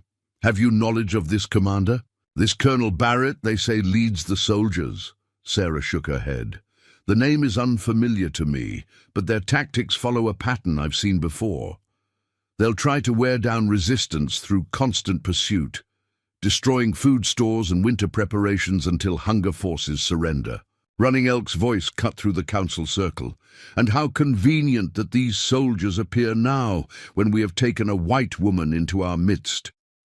His accusatory gaze fixed on Sarah. Perhaps she sent messages somehow. Perhaps this was her plan all along. Murmurs of concern spread through some council members, and Sarah felt the fragile trust she had built beginning to fracture. Before she could defend herself, Stone Bear raised his hand for silence. Heals with Courage has had no contact with white settlements since joining us, he stated firmly. She has proven her loyalty many times. These accusations waste the breath we need for planning. Running Elk subsided, though his expression remained suspicious. The council turned to practical matters, whether to move the camp farther north beyond the soldiers' likely search area, or to divide into smaller family groups that could evade detection more easily. After lengthy debate, the decision was made to split the band temporarily. Stone Bear would lead the main group north toward the Red River, while Running Elk would take a smaller contingent west to scout alternate territories should the northern route prove dangerous. As the council dispersed to prepare for the imminent separation, Running Elk approached Sarah, his voice pitched low for her ears alone. I watch you, white woman. If harm comes to my people because of you, your new name will not protect you. Rather than showing the fear he clearly hoped to provoke, Sarah met his gaze steadily. My concern is the same as yours, Running Elk, the safety of our people. Distrusting each other only makes us weaker against common enemies. The young warrior's jaw tightened at her use of our people, but he offered no further threat before, turning away to gather his followers. The camp's division occurred with remarkable efficiency, generations of nomadic experience evident in how quickly essentials were packed and non-essentials cached for later retrieval. By nightfall, Running Elk's group had departed westward, while the main body prepared to move north at first light. In the pre-dawn darkness, Sarah helped Tall Reed dismantle their shared lodge, her hands now practiced in the intricate process of folding the hide covering and dismantling the supporting poles. Little Antelope darted between family groups, simultaneously helping and creating minor chaos in his excitement over the journey ahead. Sarah, he called, still occasionally forgetting her new name in moments of enthusiasm. Father says I may ride my own pony today. Be careful, she cautioned automatically, earning an eye roll that transcended cultural differences, the universal response of a child who believes adults worry too much. As the eastern sky brightened toward dawn, the band began its northern migration. Sarah rode beside Tall Reed, leading, a pack horse laden with their belongings. Stone Bear rode at the column's head, flanked by experienced warriors who periodically ranged ahead to scout the path. For 3 days they traveled without incident, making good time across the rolling prairie despite summer heat that shimmered visibly above the grasslands.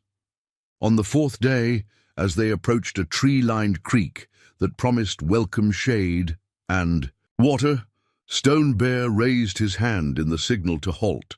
The column froze instantly, warriors reaching for weapons while women gathered children close. "Riders!" Stone Bear announced, pointing toward a dust cloud visible on the horizon to the east. "Many horses." Scouts dispatched to investigate returned quickly with grim news. "Blue coats," the lead scout reported. "Perhaps 50 soldiers with supply wagons. They follow our trail." Stone Bear's expression remained impassive, but Sarah recognized the calculation in his eyes as he assessed their options.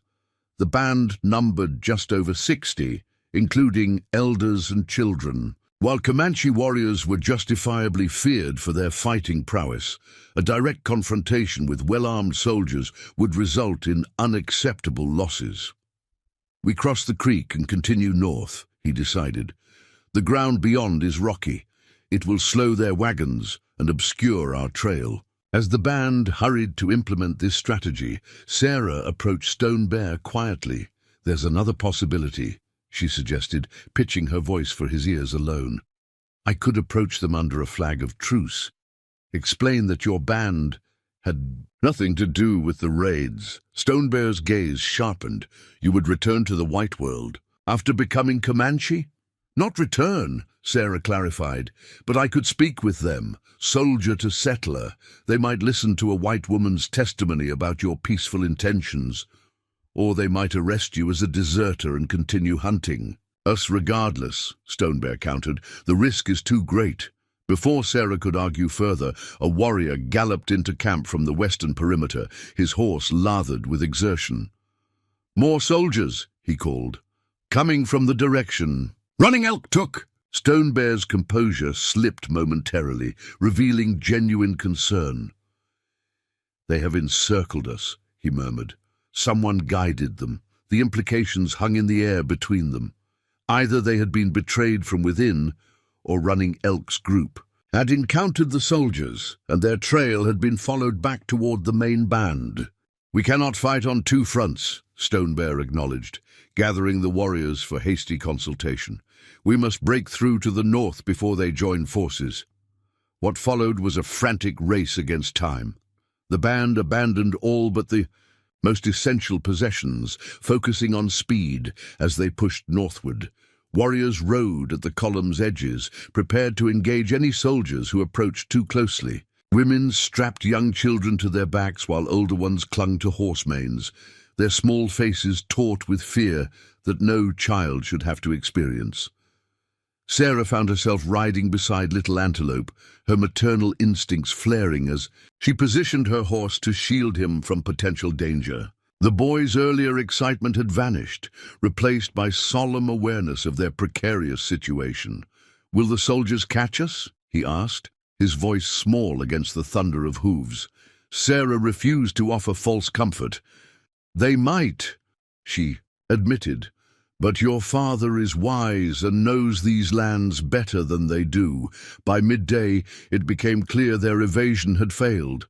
Scouts reported that soldiers had split into smaller units, moving rapidly without their supply wagons to intercept. The fleeing band, Stone Bear, led them into increasingly rough terrain, broken hills and ravines where horses struggled for footing, but pursuit would be equally difficult. As they crested a particularly steep ridge, the sight below stole Sarah's breath. A line of mounted soldiers had taken position along the valley floor, effectively blocking the northern escape route. To the south, dust clouds indicated the approach of the Second Army unit. "They have us," Tall Reed stated flatly, drawing alongside Sarah and Little Antelope. "Unless we fight." Stone Bear signaled for the band to halt within the protective cover of a pine grove. The terrain offered some defensive advantage, but they were effectively trapped between converging forces. As warriors prepared for battle and women frantically sought hiding places for children, Sarah made her decision. Without consulting Stone Bear, she tore a strip from her white underskirt, the last remnant of her settler clothing that she had kept as wrapping for particularly valuable medicines. Tying it to a branch, she created a makeshift flag of truce. "What are you doing?" Tall Reed demanded, grabbing her arm as Sarah prepared to mount. "Trying to prevent needless death," Sarah replied. "The soldiers don't know I'm here.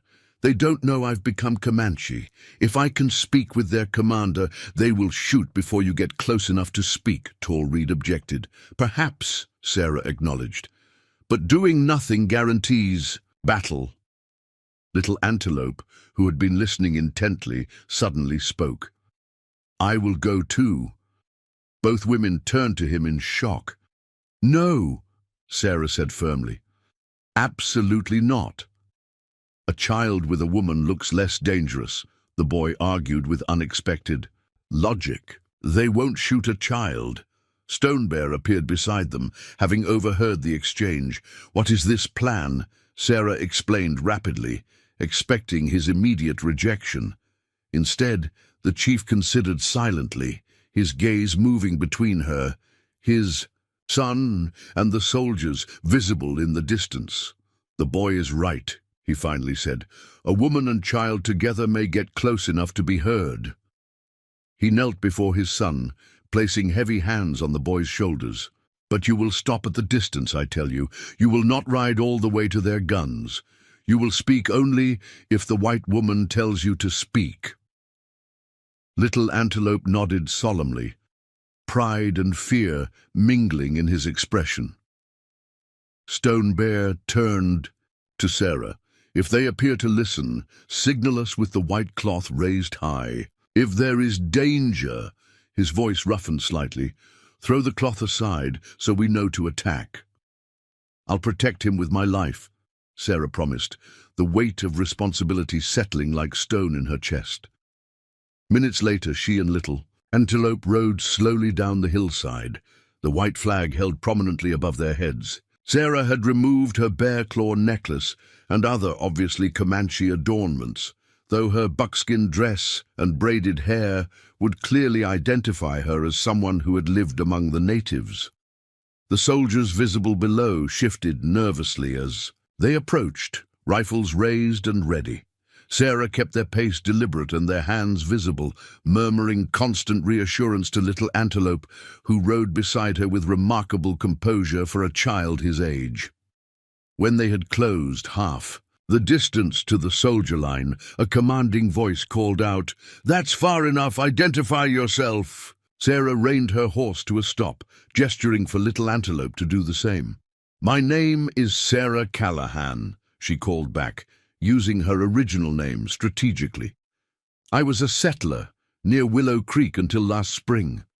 I wish to speak with your commanding officer about this Comanche band." A ripple of confusion passed through the soldier ranks. After a brief consultation, a mounted officer broke from the line and approached cautiously, his hand resting on his holstered pistol. As he drew closer, Sarah was struck by his youth.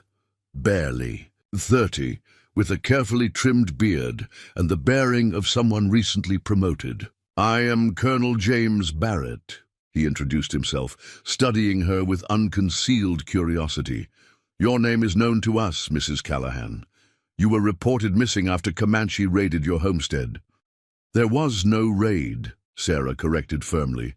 "I left willingly when soldiers came to arrest me on false charges." The colonel's eyebrows rose. "You claim you voluntarily joined these savages?" His gaze shifted to Little Antelope. "And who is this child? A captive?" Little Antelope stiffened at the slight, but remained silent as instructed. "This is the son of Chief Stone Bear," Sarah explained. "I saved his life during the winter blizzard when he was injured and separated from his people. In return, his father offered me protection when settlers turned against me." She met Barrett's gaze directly. "The band you're pursuing had nothing to do with the raids on homesteads. They've been hunting buffalo near the Red River, away from settled areas." Colonel Barrett frowned skeptically. "We have reports of Comanche. Raids across 3 counties, Mrs. Callahan. Someone is responsible." "Yes," Sarah agreed, "but not this band. Stone Bear's people seek peace, not conflict. They're only fleeing now because your soldiers are pursuing them." The colonel studied her thoughtfully. "You seem unusually sympathetic to these people." "I've lived among them," Sarah replied simply. "I've learned their language, their customs, their values. They're not the mindless savages of frontier tales, Colonel. They're people defending their way of life against constant encroachment." Something in her dignified delivery seemed to give Barrett pause. "My orders are to return all Comanche to the reservation," he said, though his tone had softened slightly. "Where they face starvation on inadequate rations and corrupt agents," Sarah countered. "Where their children die of diseases brought by settlers. Is it any wonder some bands resist?" Little Antelope, who had been watching the exchange intently, suddenly spoke in careful English. "My father is a good chief. He does not attack settlers. He taught me that harmony is better than war." Barrett's expression registered surprise at the boy's articulate statement. He glanced between Sarah and Little Antelope, his professional certainty visibly wavering. "If I could speak directly with your chief," he finally suggested. "Under flag of truce.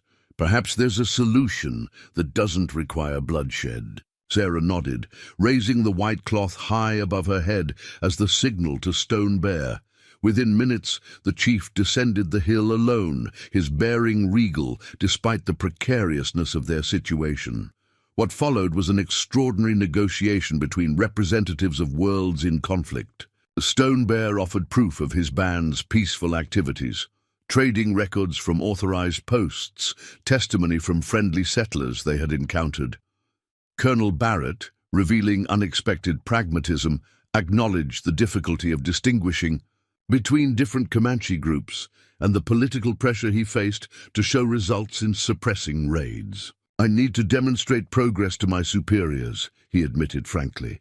"The territorial governor wants all Comanche removed to reservation land or pushed north beyond our borders." "My people cannot survive on the reservation," Stone Bear stated, with equal candor. "But we can move our hunting grounds farther north, away from new settlements. We have no desire for war with those who treat us fairly." Sarah, translating where necessary and offering contextual insights to both men, watched with cautious hope as a compromise gradually emerged. Barrett would report Stone Bear's band as having agreed to voluntary relocation beyond territorial boundaries, technically fulfilling his orders while avoiding unnecessary conflict. Stone Bear would lead his people north of the Red River into lands less coveted by white settlers, with the understanding that they could continue their traditional lifestyle there without military interference.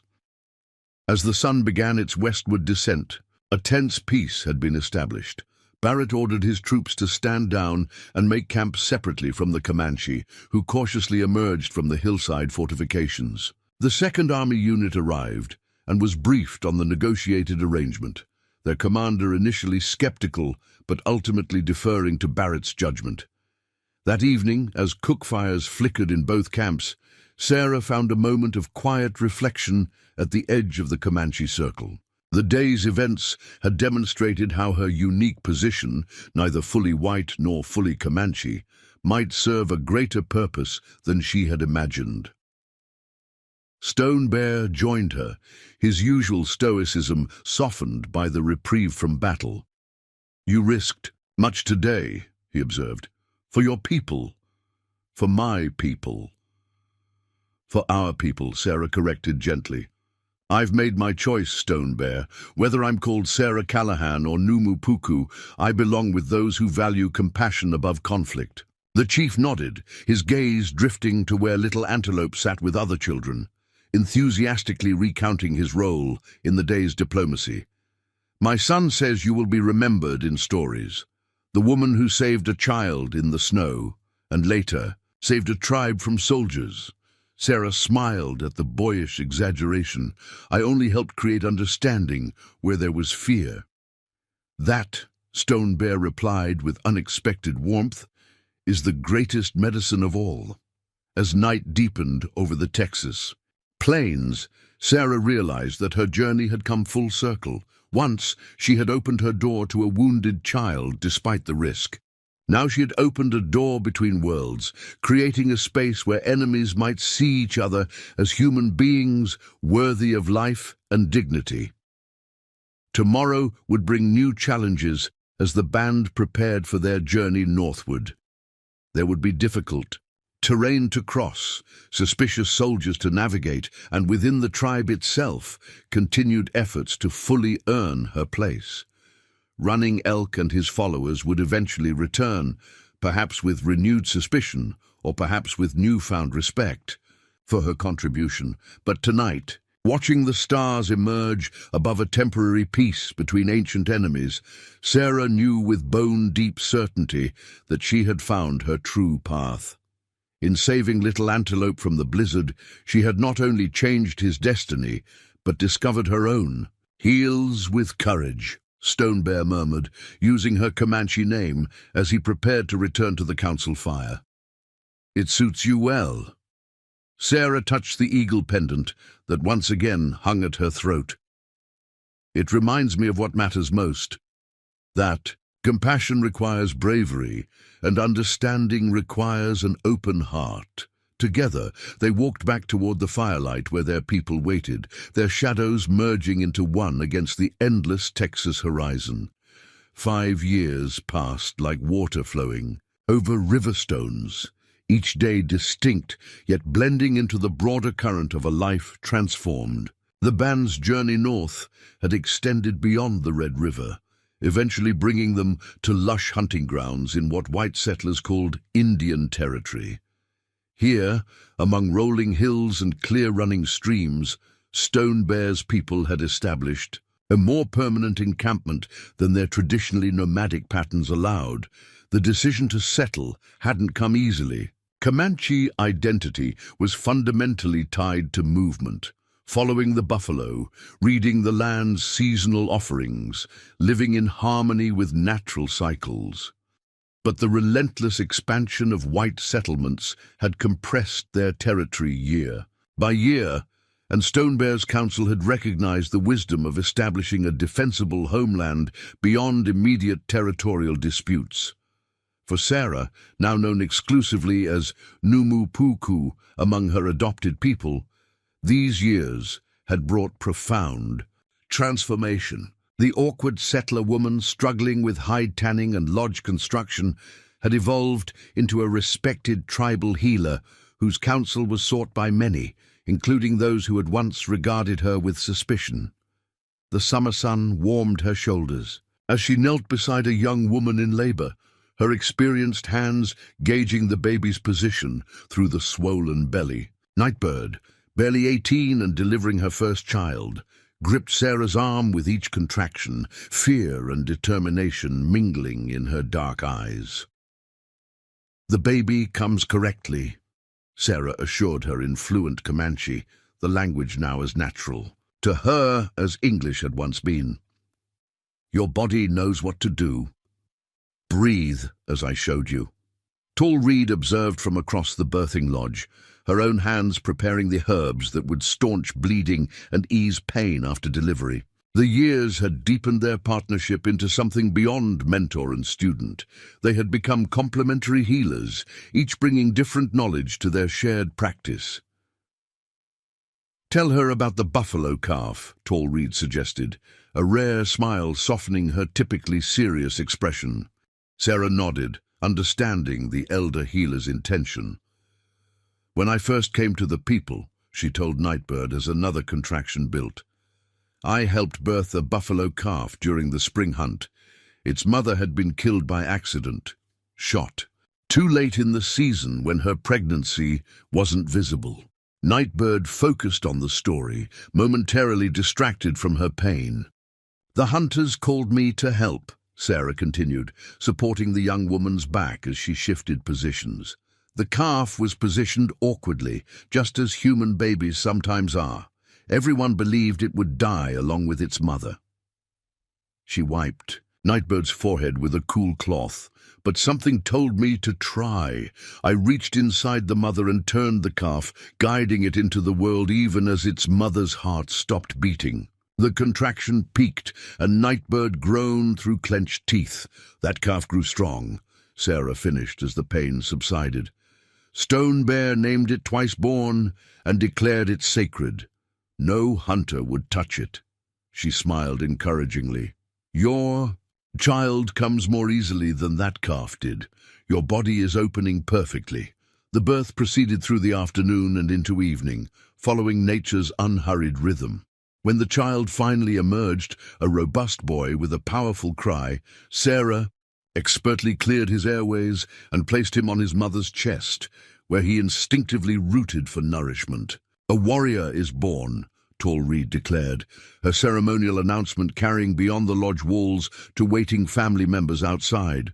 Appreciative calls responded, and soon Nightbird's husband entered, his face transforming from anxiety to wonder as he beheld his son. The sacred connection of family, the circle of life continuing despite all challenges, remained a constant miracle to Sarah, regardless of how many births she attended. Later, walking back to her own lodge in the deep blue twilight, Sarah found herself reflecting on the distance she had traveled from that isolated Texas homestead. Sarah Callahan, who had once measured her days by Christian calendars and property boundaries, now read time in moon cycles and seasonal shifts. Her hands, once soft from indoor settler work, had developed calluses and strength from digging medicinal roots and constructing lodges. Most profoundly, her understanding of family and belonging had expanded beyond anything her previous life had encompassed. The entire band functioned as an interconnected unit, with responsibilities and care extending beyond blood relations. Little Antelope, no longer little at 12 years old, was as much her son as if she'd borne him herself. Their bond forged through shared experiences rather than shared blood. Stone Bear awaited her outside her lodge, his tall figure silhouetted against the evening fire. Though still imposing at 55, recent years had etched new lines into his weathered face. The constant vigilance required to maintain his people's safety and traditions exacted a visible toll. "Nightbird's son arrives healthy," Sarah reported, accepting the cup of tea he offered. The evening ritual of sharing information had developed gradually between them, practical exchanges that evolved into deeper conversations as mutual respect deepened into something more complex. "Good news," Stone Bear nodded.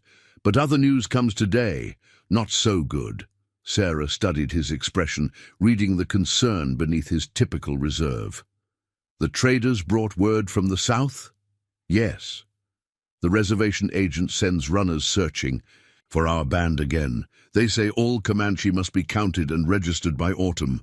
His jaw tightened with suppressed anger. "New papers from Washington." The endless bureaucratic attempts to confine and control native peoples had become a shadow, constantly threatening their hard-won stability.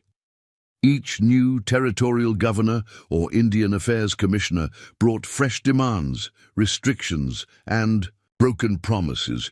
"We've managed before," Sarah reminded him, though uncertainty clouded her optimism. Their remote location had provided temporary insulation from government interference, but experience had taught them that no sanctuary remained permanent in the changing West. "There is more," Stone Bear continued after a pause. "The runners speak of a white woman who asks questions about you in settlements along the Red River. She shows a drawing of your face." Sarah's chest tightened with surprise. "Someone searches for me? After all this time?" "A woman named Emily," Stone Bear confirmed. "She tells people you are her sister." Emily. The name unlocked a flood of memories Sarah had carefully compartmentalized over the years. Her older sister's practical nature, her crowded Austin household with 4 children perpetually underfoot, her husband Martin's barely concealed disapproval of Sarah's independent choices. "My sister," she confirmed, struggling to reconcile her past and present lives. "But why would she search now? After 5 years?" Stone Bear shrugged slightly. The runner did not know, only that she offers payment for information about Sarah Callahan. That night, sleep eluded Sarah, as questions multiplied in her mind. What could have prompted Emily's search after so many years? Had something happened to their elderly mother in Pennsylvania? Was Emily herself in some kind of trouble? And more disturbingly, Could her sister's inquiries inadvertently lead government agents to their carefully established sanctuary? Dawn found her sitting at the river's edge, watching early light transform the water's surface from black to silver, to gold. Little Antelope, who now preferred his adult name, Swift Arrow, discovered her there as he headed out for morning fishing. "You have the thinking face," he observed, dropping gracefully beside her. At 12, he had grown tall and lean, his movements reflecting the natural athleticism that made him one of the band's most promising young hunters. Sarah smiled at his perceptiveness. "News came yesterday. My sister from the White World searches. For me, Swift Arrow absorbed this information with the mixture of childhood innocence and premature wisdom that frontier life cultivated. Will you go to her?" "I don't know," Sarah admitted. "I haven't decided." The boy, young man really, nodded thoughtfully. "When I was lost in the snow, I believed I would never see my father again. Then you opened your door." He skipped a stone across the water's surface. "Sometimes paths cross when we don't expect them to." The simple wisdom in his statement struck Sarah deeply. Their paths had indeed crossed unexpectedly that snowy night, altering both their destinies in unimaginable ways. Perhaps Emily's reappearance represented another such crossing, not an intrusion from her past, but an opportunity for integration of her divided selves.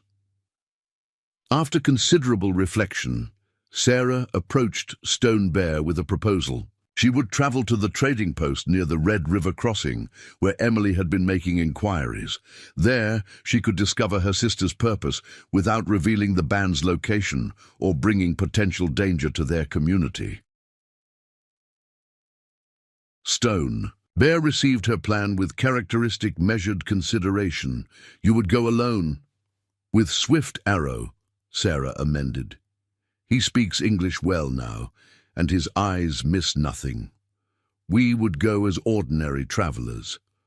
Comanche are common enough. At the trading post, not to draw special attention." Though concern shadowed his features, Stone Bear recognized the determination behind her request. "The boy's mother must agree," he stipulated, "and you will take Prairie Dog and Black Fox as guards, though they will remain hidden outside the settlement." Sarah accepted these conditions, knowing they arose from pragmatic security concerns rather than doubt in her judgment. The complicated relationship that had developed between them over the years encompassed mutual respect, shared purpose, and a personal connection neither had formally acknowledged, but both silently honored. Preparations for the journey took 3 days. Sarah selected her attire carefully, Comanche clothing but with minimal adornment that might attract attention. Swift Arrow, thrilled by the adventure despite attempts to appear casually confident, received extensive coaching on potential dangers and appropriate responses. On the morning of their departure, Tall Reed presented Sarah with a small medicine pouch. "For protection," she explained gruffly, "and to remember who you are, regardless of what you discover." The journey to the trading post required 4 days of steady travel. Sarah and Swift Arrow rode openly along established trails, while Prairie Dog and Black Fox, 2 of Stone Bear's most trusted warriors, shadowed them at a discreet distance, invisible to untrained eyes, but instantly available if danger threatened.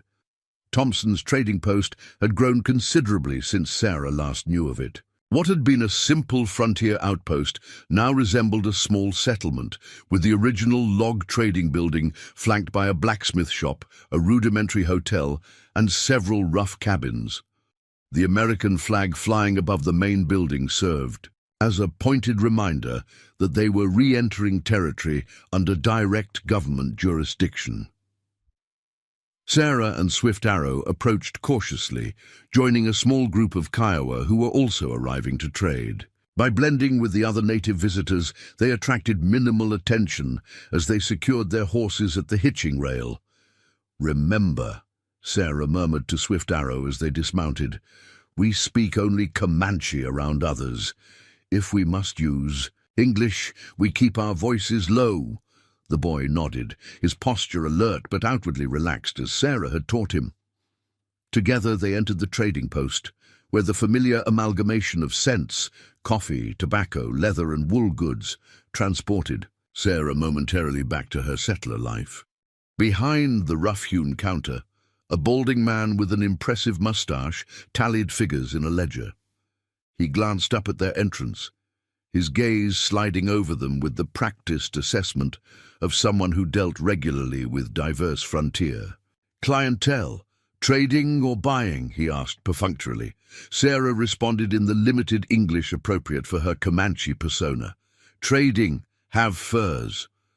She gestured to the bundled pelts she carried.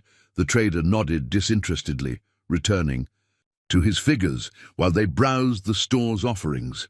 Swift Arrow gravitated toward a display of steel hunting knives, examining them with carefully concealed enthusiasm, while Sarah strategically positioned herself near two settler women discussing local news. "Arrived last week, staying at Widow Jensen's boarding room," one woman was saying as she examined a bolt of calico. "Quite refined for these parts. Says she's searching for her sister who went missing during those Comanche troubles years back." "Fool's errand," her companion replied dismissively. "If the savages took her, she's long dead, or worse." That's what most told her, but she's determined. Has some inheritance matter to settle, apparently. Needs proof of death or the sisters. Signature on legal papers. Sarah absorbed this information while pretending to examine cooking pots.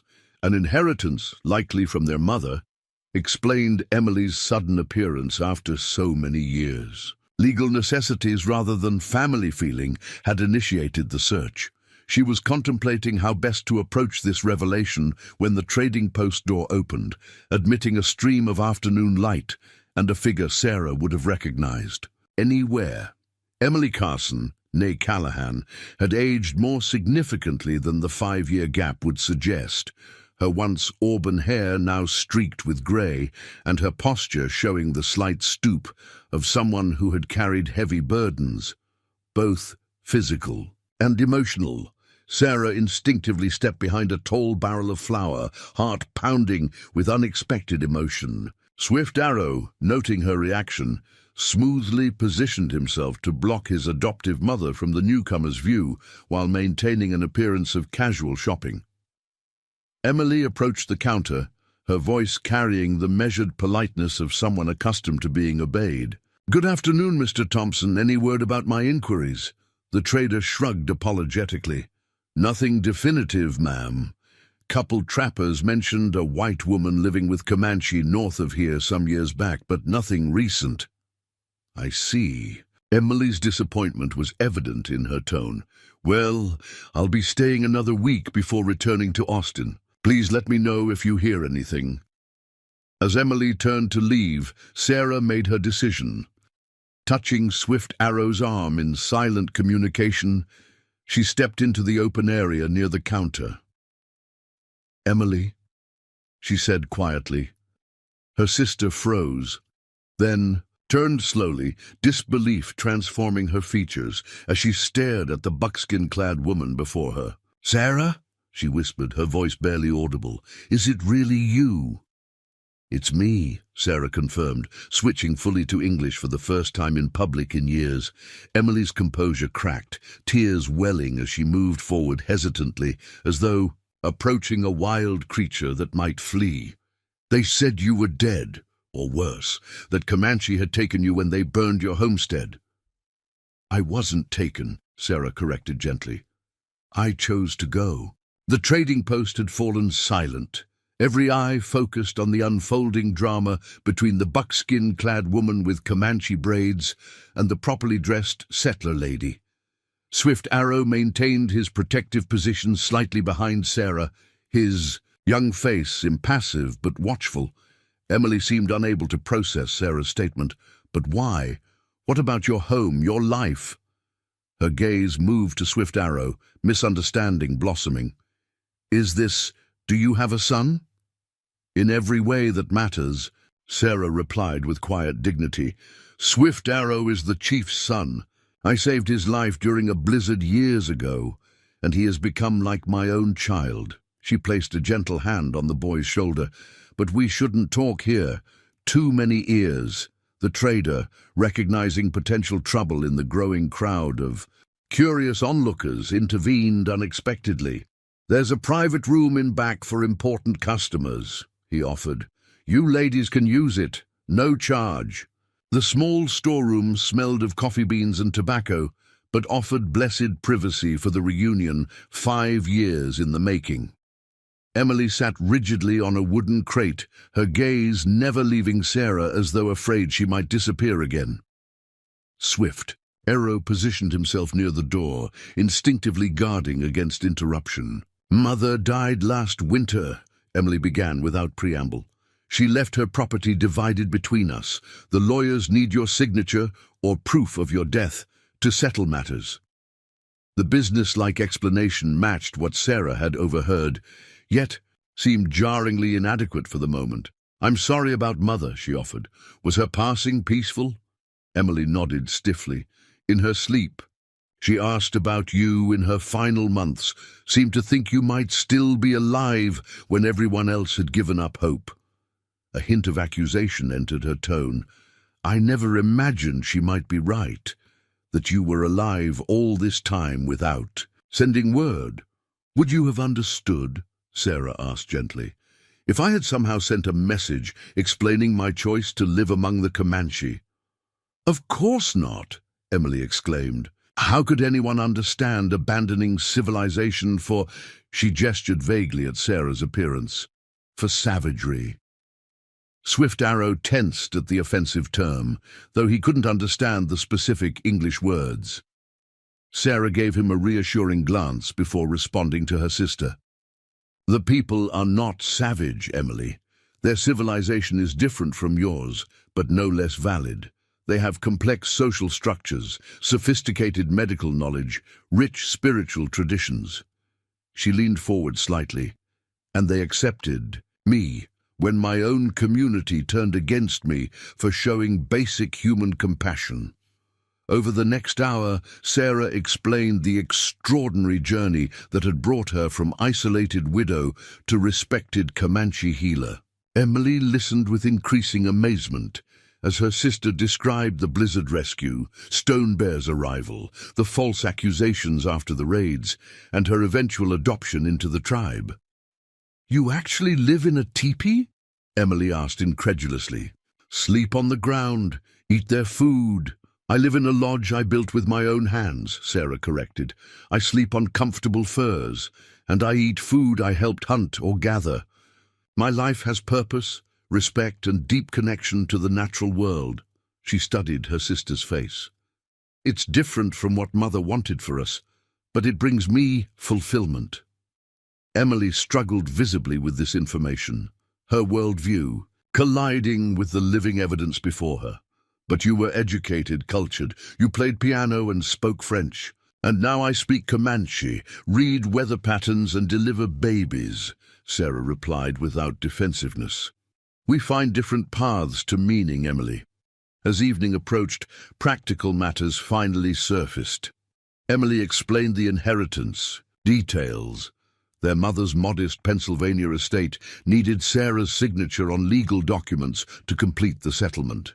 Sarah, in turn, had to decide whether to reveal her current identity or allow her former self to be legally declared dead. "I could bring the papers here," Emily offered tentatively. "You could sign as Sarah Callahan one last time." The suggestion crystallized Sarah's thoughts. After brief consideration, she made her decision. "Yes, bring them tomorrow at noon. We'll conclude this business properly." That night, camped with Swift Arrow and their warrior escorts several miles from the trading post, Sarah contemplated the day's revelations beneath star-scattered skies. The universe that had seemed so vast and incomprehensible in her settler life now felt intimately connected to her daily existence.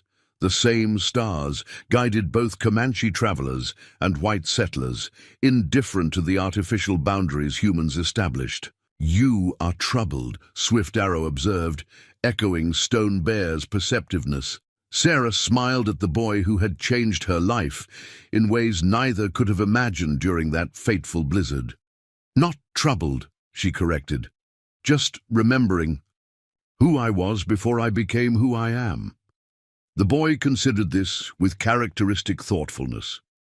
"My father says a river remains itself, even when it flows through different lands." The simple wisdom perfectly encapsulated Sarah's realization. She hadn't abandoned her former self by becoming Numu Puku. She had expanded beyond artificial limitations to embrace a more authentic existence. Both identities were genuine aspects of her complete self. The following day's meeting proved surprisingly straightforward.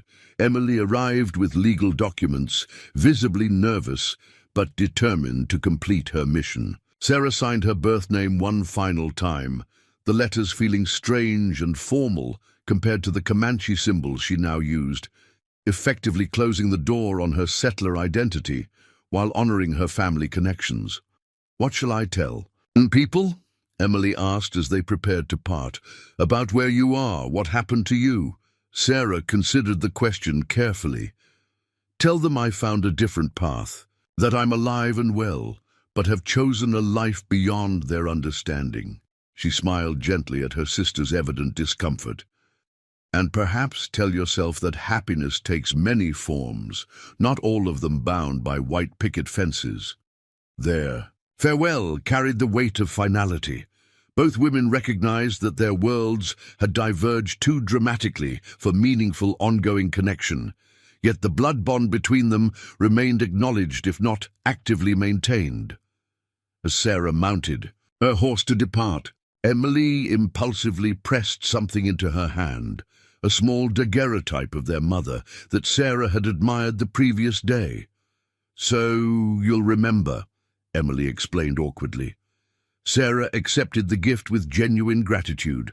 "Safe journey home, sister," she offered as her final words.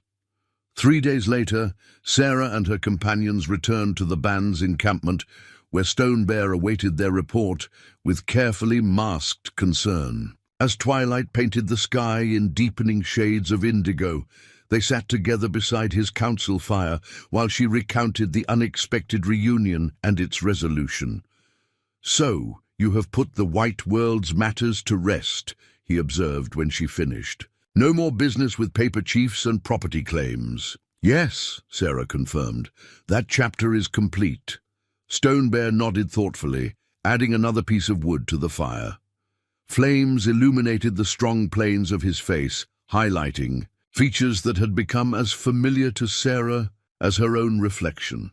In the years since that first confrontation during the blizzard, their relationship had evolved through mutual respect and shared purpose, neither acknowledging the deeper connection that had gradually taken root between them. "When I found you at the river this morning," he said after a contemplative silence, "you had your thinking face." He used Swift Arrow's phrase with subtle humor. "What thoughts remain unspoken?" Sarah smiled at his perceptiveness. "I was thinking about circles," she admitted, "how life brings us back to important places while moving us forward. 5 winters ago, I chose this path when soldiers threatened my former home. Now I've chosen it again, but not from fear or necessity, from genuine belonging." Stone Bear's expression softened almost imperceptibly. "The eagle knows its true nest," he observed, referencing the pendant she still wore. His gift that had marked the beginning of her journey. "Yes," Sarah agreed, her hand rising automatically to touch the carved emblem. "And now I know mine." As night settled fully over the encampment, distant drumbeats signaled the beginning of a celebration for successful summer hunts. Children's laughter mingled with elders' songs, creating the symphony of community that had become the heartbeat of Sarah's existence.